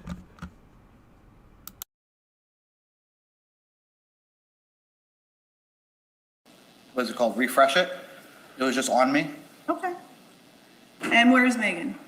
She's at that point standing at the library door, pleading with me to talk. At that point, did Megan have anything? She has some kind of, we have metal glasses, cups. She's had that and she was drinking something. When this is all happening and after you finish with Tyler, where do you go? Megan at that point had gone up to the bedroom already, and I went up there and told her she needed to get help. I don't care what happened. I don't care what she did. Get help. I will take responsibility. I will do whatever it needs. Please go to the hospital. Tell me where the phones are, because I'd asked her for the phones where initially, and she goes, I'm not telling you. Okay. And this conversation is happening where In the master bedroom. In the master bedroom. Okay. And where is Megan at when you're having this conversation? Throughout the bedroom and the bathroom, going back and forth. At one point, I went into the bathroom because there was a Benadryl bottle on the floor. I went into the bathroom and found a garbage bag in which I threw the Benadryl away as I'm looking for the phones. Okay. And is Megan just kind of walking around? Is she following you? What is she doing? At that point, she's standing at the side of the, when I left her to go throw the Benadryl bottle away and look for phones, she was standing at the side of the bed. On which side? On her side. On her side of the bed. So that would be the right side, right? If you're looking from the foot of the bed, that is correct. Okay. And does she still have this cup in her hand? The cup is being up to herself, back down. When I left, the cup was still in her hand. Okay. Where did you go? Into the bathroom. So you're in the bathroom. Are you at the vanity? Are you in the little stall where the toilet is? Are you in the closet? Where in the bathroom are you? I'm bouncing around all the place, in the closet and around looking for the phones. Okay, so you're looking for the phones. You're not using the bathroom. At that point, no. Okay. And Megan is within the master bedroom, master bathroom. No, she's in the master bedroom. She's in the master bedroom. So when you're standing in your master bathroom, can you see in the bedroom? I can see partial in the bedroom. Okay. What part of the bedroom can you see if you're in the bathroom? As shown on the photos, if I may reference that.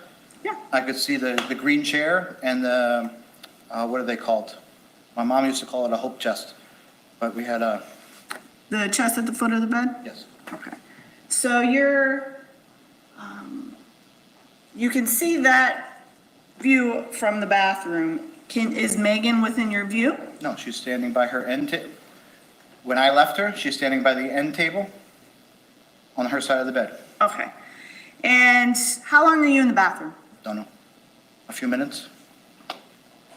What happens when you come out of the bathroom? As I'm walking out of the bathroom, I hear a sound that is similar to a balloon. You know, like you rub a balloon, like a. At which point, I poke my head out as we're coming out, and I see her laying on her back, stabbing herself. Where at? Is she in the bed? You see her laying down there just stabbing herself, right? Oh my gosh, this sounds like a bunch of BS. It really does. And also, Lady Jane, they were saying the same thing. They were so cute. Ooh, I know, it's just adorable.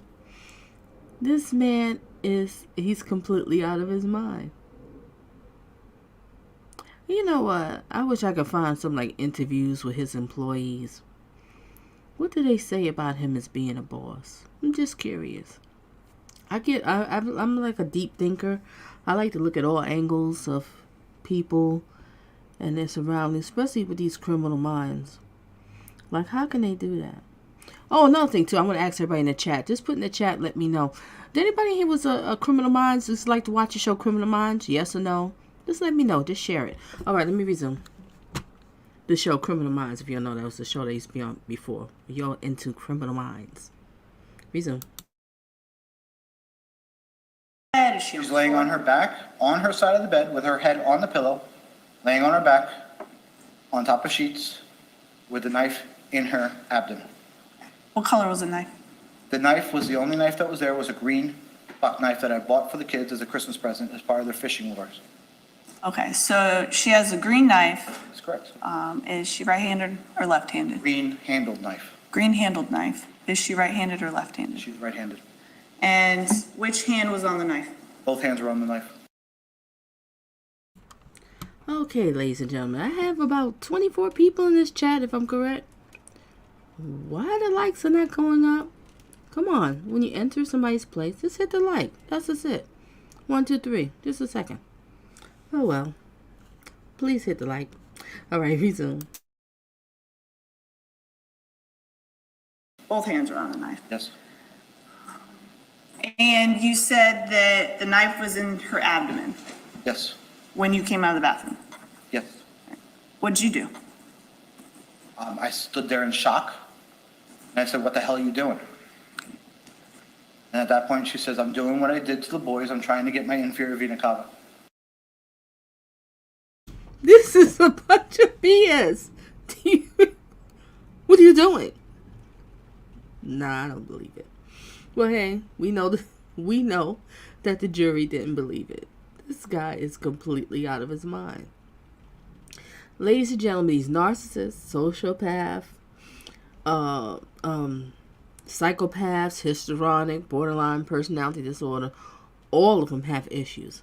But not saying every one of them, have the potential to kill. No. You know what I'm saying? Because some of them are so full of themselves they won't do it. But, some can have the potential to kill. And some don't. But one thing I have to say, they are very dangerous people. And they do a lot of gaslighting, a lot of manipulation, a lot of controlling, take advantage of people and use people. And they definitely like to use people that's, that's kind of slightly gullible, who's, very caring, or, they use people. And that's what they do. That's why I say I'm just so curious what he was like as the boss, as the owner of the physical therapy place. Just curious. All right, let's resume.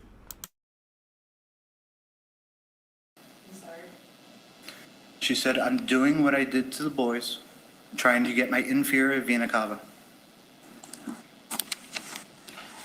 Did you go for help? I went over to my wife and pleaded for her to tell me where the phones were.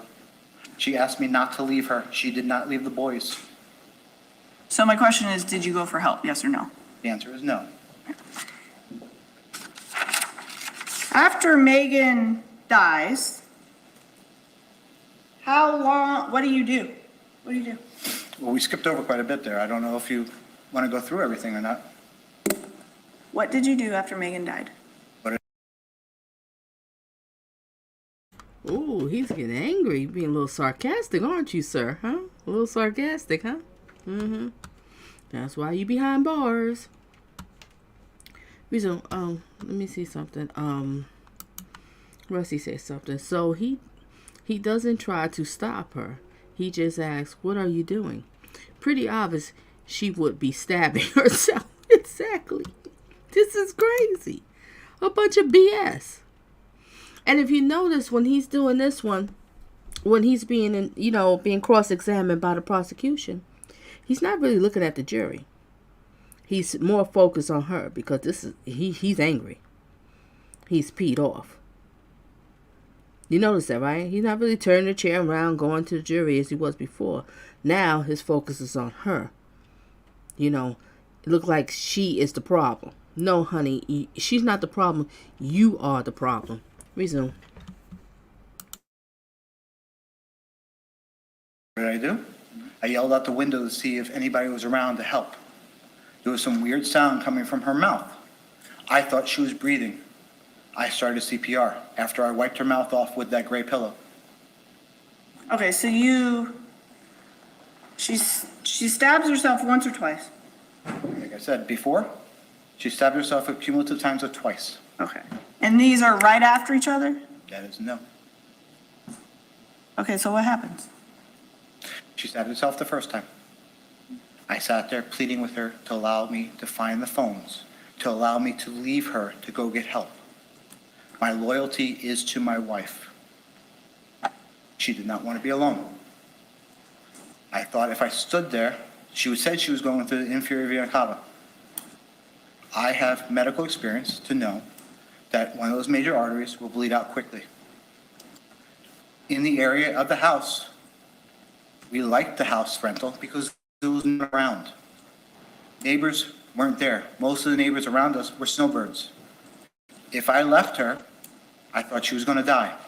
I thought in my decision-making, the best chance was for her to tell me where the phones were. At one point, I hate to say I annoyed her. I was trying to convince her, trying to talk in her language, saying, obviously the universe doesn't want you to go. She says, I want to be with my kids. I need to be with my kids.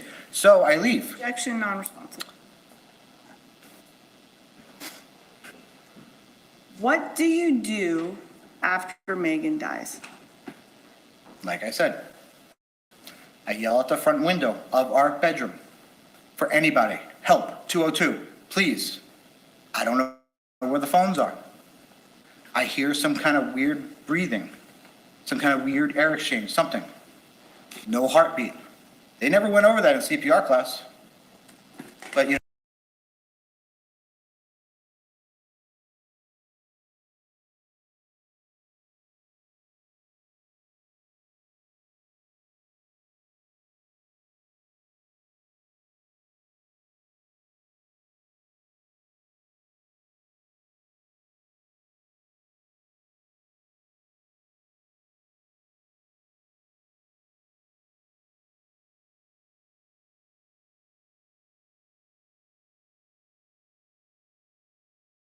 you know what?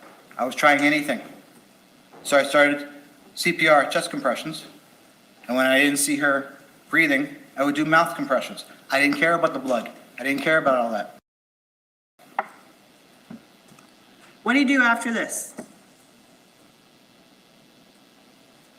At what point are you referencing? What do you do the rest of the day? It's the morning. What do you do the rest of the day? I literally broke down there and cried. Don't ask me how long, because I have no idea how long. Strong, good question. I wonder if the defense lawyer advised him not to testify. I believe they did, because they knew he was going to screw up.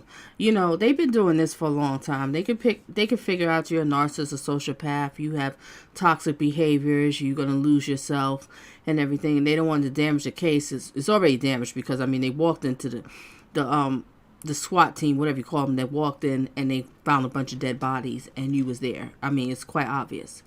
But you see, when you're dealing with these narcissists and sociopaths, these personality disorders, they think they know everything. They think they're above other people. You know what I mean? So they don't care. That's the same thing like with Surat. When he did that in trial, he looked at these lawyers that's been, trained, these lawyers that he had that they went to school for. They've been doing this for years. He looked at them like they're a bunch of idiots. I'm above you. I'm better than you. I'm going to outshine you. And I'm going to show you how I can run this case. So I'm going to represent myself. That's what he was thinking. And there's another fool that did the same thing too. I can't remember his name. I'm going to look him up and I'll show that fool too. Maybe I'll do commentary on him. Because another guy who killed his baby mother. I don't know if it was his wife. But his baby's mother and one of his kids, and he shot the other kid, but the other kid survived. And he had the nerves to put his son on the stand. Yeah, another monster. I'll get into that another time, in 2023. But see, they think they know everything. They think they're above the law. They think they could, outshine you. See, right now he think he's smarter than the prosecution. No, you're not. He think he's smarter than the jury. He think he's smarter than the judge. This is how they think. They think they're smarter than everybody else. Now, like Sarah Boone, Psycho Sarah, I call her Psycho Sarah. She thinks she's smarter than everybody else. So I don't know what's going to be the outcome with her. I just personally think that she's going to turn around here and probably want to defend herself because she thinks that she's smarter than everybody else. Or her thing is she thinks she's supposed to get all this attention. But I'm sorry, you getting a free lawyer, public attorney, whatever the word is for it, you getting one because everybody's entitled for something. You shouldn't be judged because of your income. That you shouldn't have nobody represent you. So she's entitled for someone, right? But she thinks she's smarter than them, and she thinks that they're supposed to cater to her needs whenever she calls. No, it doesn't work like that. They have a bunch of cases. They're going to speak to you maybe once every 3 months or whatever the deal is. I don't know how it goes. But if you want somebody to speak to you every day and keep you abreast of what's going on, well, then you're going to have to get some money and get yourself a private lawyer, and they can cater to you, Psycho Sarah. I know I just went a little rant off right there, but yeah, just wanted to get that done. All right, let's resume. Great question, Strong. I was in a state of confusion. I was in a state of whatever. I couldn't help my wife pass. I felt a failure. I wasn't there the night my kids were died. I felt a failure. I decided that I wanted to be with my family, that I wanted to die, that I deserved to die. I condemned myself to death. I was ashamed. What did you do? I sat there and cried for a while. At some point that I realized now, after seeing the receipt up there, I decided I was going to go and get a gun. At some point, as the receipt said, on 12/18, I went and purchased that first pellet gun. After I inquired with purchasing a gun to find out that there's a 3-day rule in Florida. I've never purchased a gun before. I purchased that gun, which was a pellet gun that I was planning to give my kids, my boys, a Christmas present with. I left and came back. What kind of gun were you trying to buy? Any gun they would sell me. Did you try and buy a shotgun? No, I tried to buy, I was trying to buy handguns. I inquired with them. I didn't inquire on a specific model. I said, I've never bought a gun before. How do I go about buying a gun? Are you aware that the wait period doesn't apply to a shotgun? Ma'am, I've never bought a gun before. Okay. Well, you inquired about buying a gun, right? I inquired about buying a gun. So this trip to Academy happened after everybody in your family was dead. That's correct. So on 12/18, the day of that receipt, everybody in your family was dead. That's correct. And was everybody in your family alive for the awards banquet on December 14th of 2019? That was a Saturday, correct? It was the day of the awards, the day that Alek and Tyler got awards. Yes, they were both attendants. They played the recital. Okay. So how soon after their deaths did you go to Academy? Well, if that was the 14th, I went the 18th, so that was 4 days later. So how soon after they died did you go to Academy? I don't know timeline. I know sun was up and I went over. Could it have been the same day? Most likely. Okay. So did you go anywhere else besides Academy? On that day? Between December 18th that day and January 13th, where did you go? I went to CVS for Benadryl, How many times? I think twice. And I also went to Walgreens for Benadryl for that wall dry. How many times? Well, considering wall dry was disgusting, only once.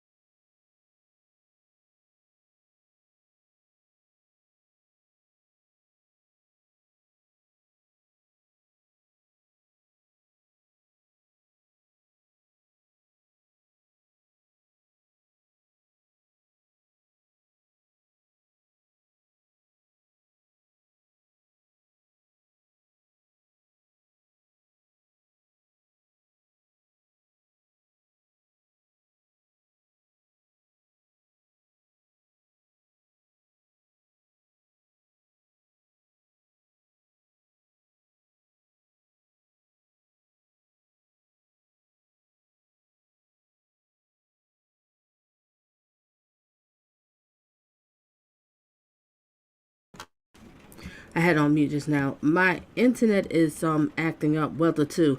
Let me know. Do y'all hear me or not right now? I had on mute just now. My internet is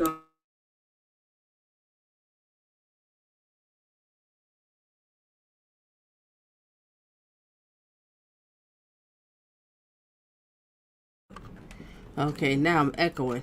All right, just let me know. Can y'all hear me before I continue this? Did I pause it? Yeah, I did pause it. Can y'all hear me? I had to reboot the computer. I don't want to keep going on if y'all don't hear me. No, plus he stayed in the house. Hear you. All right, Hammer. Hey, welcome, Hammer. Welcome. Hear you. Okay, so y'all can hear me right now. Okay, give me a second so I can share back and go back to it. You loud and... Okay, you can hear me. Oh, internet over here tripping too. Woo, this is the weather. And you know, why it's had to happen just on Christmas? It's getting ready to come up. Oh boy. All right, just give me a second so I can share the screen and I'm gonna continue back to where we was at. I'm gonna probably go back like 1 minute of it. Hold a second. Well, y'all can listen to the music while you wait.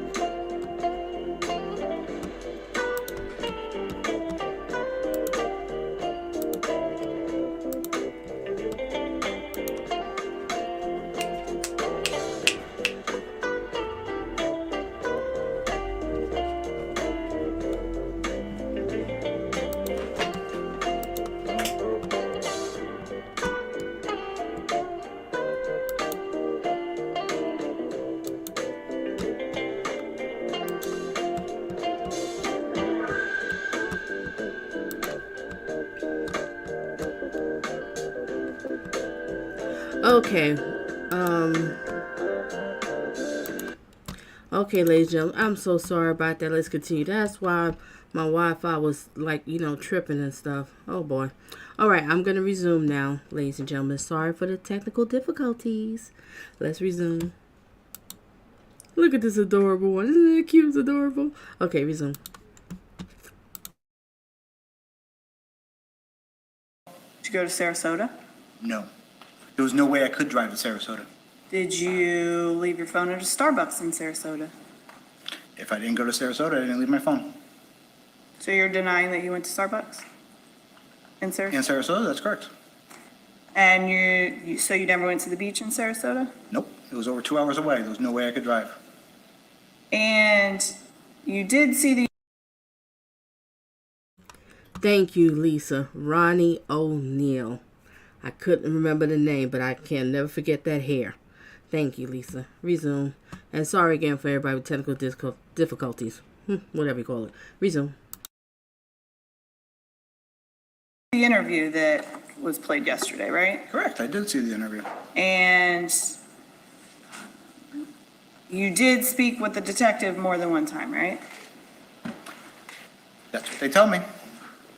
You're denying this knowledge? Ma'am, I don't even remember talking to the interview that day. So, you don't remember talking to the detective on January 15th of 2020? Last thing I remember was falling down the stairs and saying, "You hold on to somebody in custody, deputy." Next thing I knew, I woke up in jail. I thought I was in purgatory with the red floor and the bright sky. Okay, so,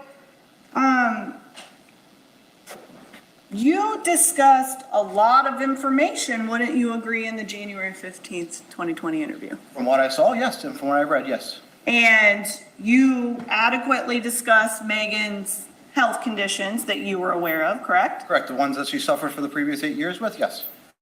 And you also spoke about various trips to Academy.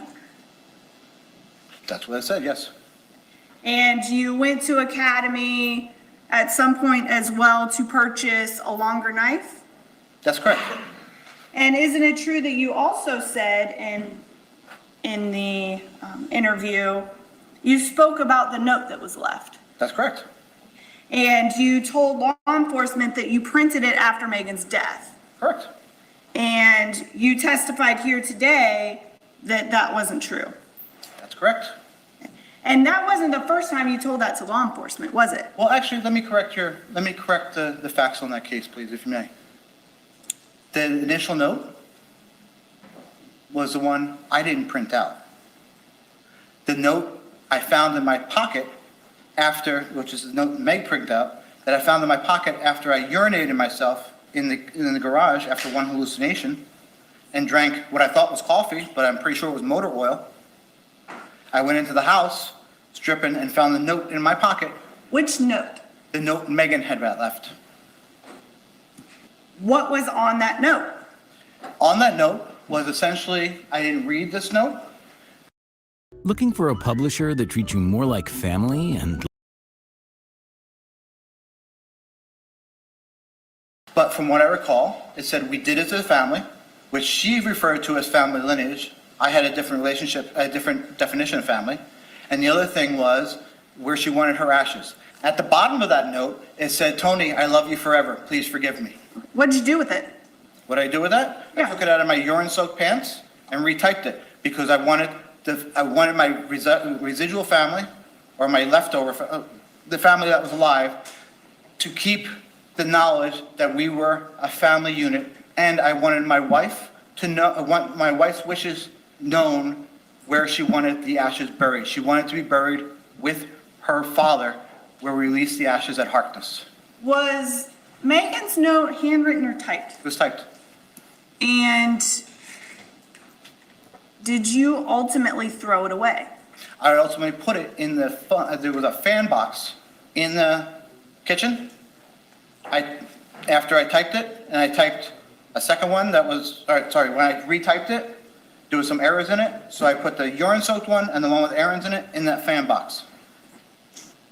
After I fixed the door with my father-in-law who died in 2002. So, was this the same day that you came home? No. That this note was, when did you find this note? When did I find the note in my pocket? Yes. After I woke up after one of my suicide attempts of Benadryl that I ended up in the garage. I can't tell you, sometime after Christmas. Was this note in a pair of pants, in a shirt? It was in my black shorts. In your shorts? Yeah, the one of two pair that only fit me. So you only had 2 pairs of shorts that fit you? I had 2 pair of black shorts and a pair of khaki shorts. And how often did you wear these shorts? When I went back to, I had a pair of Umbro shorts too. But those are the 2 dress shorts I had. So how often did you wear them? Daily. And you never discovered this note in your pocket before? Ma'am, I can't tell you I changed. You saw the condition of my hair, you saw the condition of my face. I can't tell you what I did. I was on autopilot. Okay. So you actually, the note that was left on the green chair is something that you actually authored? I actually edited, that's correct. Okay. And you printed it out? That's correct. And you left it on the green chair? Actually, I gave it to my mother who was sitting in the green chair for her to read. Your mother was there? Oh, my mother was there, my father-in-law that died in 2002, my aunt that died in 2013. Quite a few people were there. Okay. So in your interviews, you describe in detail how you take the lives of each one of your children, correct? That's what the video showed, yes. And you indicated in the video that you began with Zoe, correct? That's correct. And that you went in, this was after you and Megan had an agreement and you spoke about various websites and all of this research that you did, and you're sitting here today saying that that's not the case. That is not the case. Megan told me the order she killed the kids. Okay. Megan did research, would send things over. Did I research? Yes, I researched for years on my wife's illness. Okay? Now, as you're aware of through your experience, people believe they're Hitler. Did you conduct any research that you told detectives that you conducted? On which subject, ma'am? Did you go to Quora.com? Yeah, that was a normal website I went to. And did you Google different knife techniques? Yes, because I had under my suspicion that the fact, well, I found the website on Megan's phone after I initially found that, after I found the phones. And I also looked up other ways to kill myself. And my question now is, did you watch numerous videos about going to the afterlife? I watched numerous videos with my wife about alien and her alien, what's it called?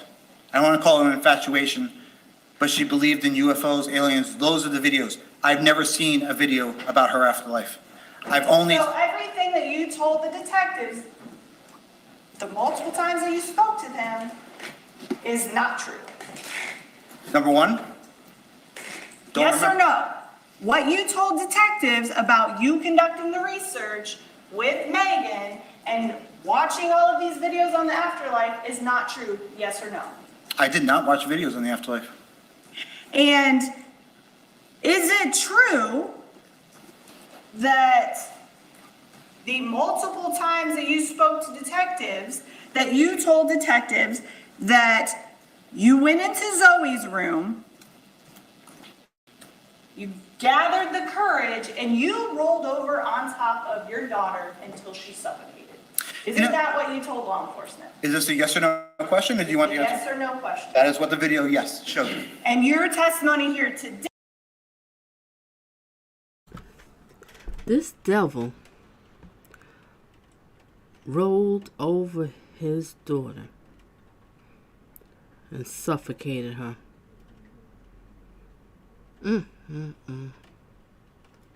Wow. That is crazy.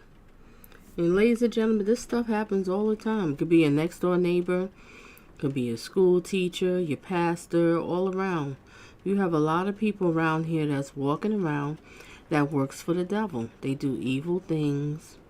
They walk around, manipulate people, use people, abuse people, hurt people.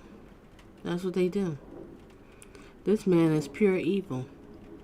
I mean, how can you do something like that? Let's look at him. Beautiful. Beautiful kids. I don't know how he made beautiful kids because he's really unattractive. But whatever. But he made some beautiful kids. And you see his daughter right there, you know, daddy's little girl. She'd have probably did anything for him. If he fell sick, she'd make sure, you know, he has his doctor's appointments, he's taking care of himself. You know, to make sure he had the best treatment because that's daddy's little girl. And your boys look up to you because you're the man of the house. They want to be like you. But no, he didn't appreciate what he had. Instead, he decided to kill his whole family. And we're supposed to believe this mess. Resume. Today is that Megan did it. Megan killed Zoe. And you told the detectives multiple times that after Zoe, you went to Alek's room. And Alek is was your oldest son, correct? That's correct. And Alek was 13 years old and he was the strongest, right? That is incorrect, ma'am. Who is the strongest? Tyler is downstairs. Okay, so you go to Alek's room next because Alek's upstairs, That's correct. right? And you told law enforcement on multiple occasions that you went into Alek's room and you stabbed Alek and you suffocated Alek. Isn't that correct? That's partially correct. And isn't it true that you initially told law enforcement multiple times that Megan was in there during that killing? That's what the video showed, yes. And isn't it true that you also told law enforcement that Megan took part in the killing? That's what the video showed, that's correct. And that in fact, Megan held Alek's legs down while you suffocated Alek? That's what the video showed, that's correct. And your testimony today is that that is not true? My testimony today is the fact that Megan killed her kids and killed herself.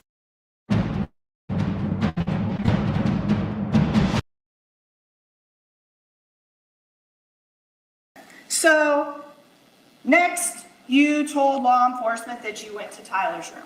No. Well, actually, I went not to the library. Tyler's room. You went to the library, That's correct. right? And that you had to be fast when you killed Tyler, correct? Most definitely, he was the fastest and strongest kid. So he's the fastest and strongest kid, and you told law enforcement that you were afraid he was gonna get away, right? That's what Meg told me, yes. That's not my question. You told law enforcement Oh, yeah, on multiple the video. times that Tyler was fast and he was. You saw the video, and you saw the video also of saying I said things that have been proven incorrect. That's not responsive to my question. Actually, it is, but go Yes ahead. or no? You didn't say yes or no, ma'am. I Yes apologize. or no? Thank you. Did you tell law enforcement that you had to kill Tyler quickly because he was the fastest? That's what I told you, law enforcement. That is correct. And you also told law enforcement, yes or no, that Megan had to stand on the other side of the door just in case. That's what the video showed. And after you were done with Tyler, you and Megan go upstairs, or you meet Megan in the master bedroom, and you console yourselves, right? Yes or no? That's what the video showed. And you actually told this to law enforcement multiple times. It's not just what the video told, correct? Ma'am, video, that's what I said. I don't remember anything after I left the house till I got to jail. So I'm refuting, I'm going on your premise that that video is correct. Okay. Well, that is you in the video, right? It's a sickly version of me, yes. It's an emotionally disturbed video of me, yes. And that's you talking, right? That is me talking, that's correct. Okay. Thank God I So- didn't tell you I assassinated There's no Kennedy. question. So after that, you tell law enforcement, yes or no, that you and Megan get Breezy, the dog, to come up onto the bed, correct? That's what the video showed. And that at that point in time, you suffocated Breezy and took Breezy's life. That's what the video showed. The truth of the matter is, the only thing I saw. There's no question. You didn't answer yes or no, so I said no. So, yes or no, it was after this that you told law enforcement that Megan decided that she had to go next and she stabbed herself, right? I don't know the rules to this question, ma'am. Can you repeat it, please? Sure. Yes or no, the next thing that you told law enforcement happened was that Megan needed to kill herself and she stabbed herself, right? By what the video showed? Yes. And you were present or at home when Megan stabbed herself 2 times. Correct. And that you actually testified in the video and you told law enforcement that you tried to help Megan bleed out more quickly by doing these different physical therapy techniques. I didn't see that in the video, ma'am. So you didn't tell law enforcement that? Ma'am, you're asking me on the video what I I said, told. did you tell law enforcement? Which point? At any point, did you tell law enforcement that you tried to help Megan? Just look at his smug look. You know you did it. This is a bunch of BS that you sitting here telling the jury and everybody. Oh boy, just wasting taxpayers' time, but you have to go through the process. You know, nobody's guilty. I mean, everybody's innocent until proven guilty. Am I saying right? I hope I am. Reason, we almost done, ladies and gentlemen. We almost done. And bleed quickly so that she would die by doing your physical therapy techniques. Can I tell you what I told the law enforcement by the transcripts that have been provided for me? What'd you tell law enforcement? I told them I provided myofascial release to help facilitate blood flow. It's a technique that you do not do. It's a technique that I did over her liver to help her with digestive issues. You do not do myofascial release to help blood flow. It doesn't help blood flow. Okay. Isn't it true that you told law enforcement that at some point you took a pillow and put it over Megan's head until she suffocated? That's what the video showed, yes.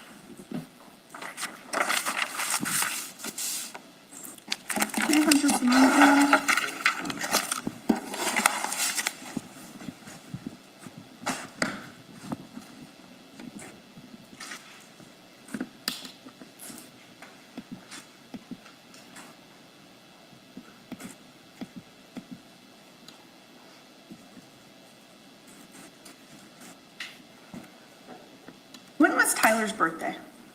12/30/2008. And he would have been 11. Yes. And based upon your testimony and the statements that you made to law enforcement, he was dead before his birthday, right? Before Christmas, that's correct. And did Tyler get like birthday cards or anything from family? Sure. You They're don't- very good at that. You don't remember? There's a lot I don't remember, ma'am. Do you remember cashing a check that was for Tyler's birthday?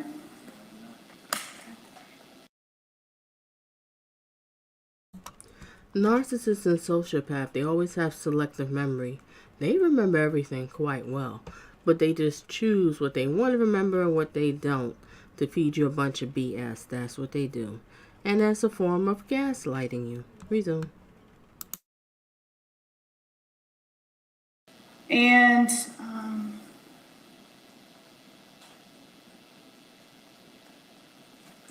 I have no further questions. Thank you. Peter Reck.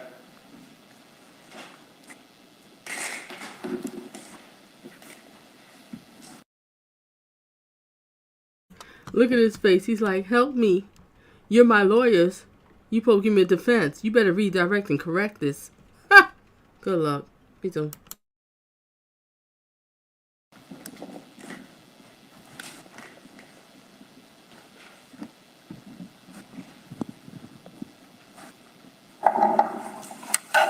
Mr. Todt, who killed your family?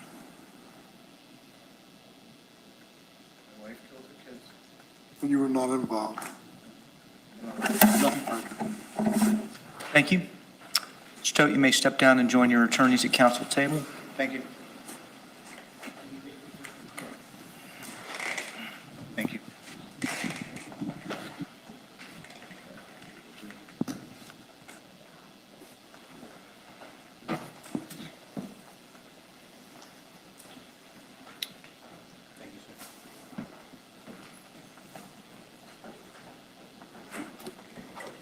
Ladies and gentlemen, we're going to take our lunch recess. As always, please do not discuss the facts of the case with anyone. Please do not conduct any independent research. Please discontinue watching or reading any media reports or any information that you may receive outside of the courtroom. We will resume at 1:30.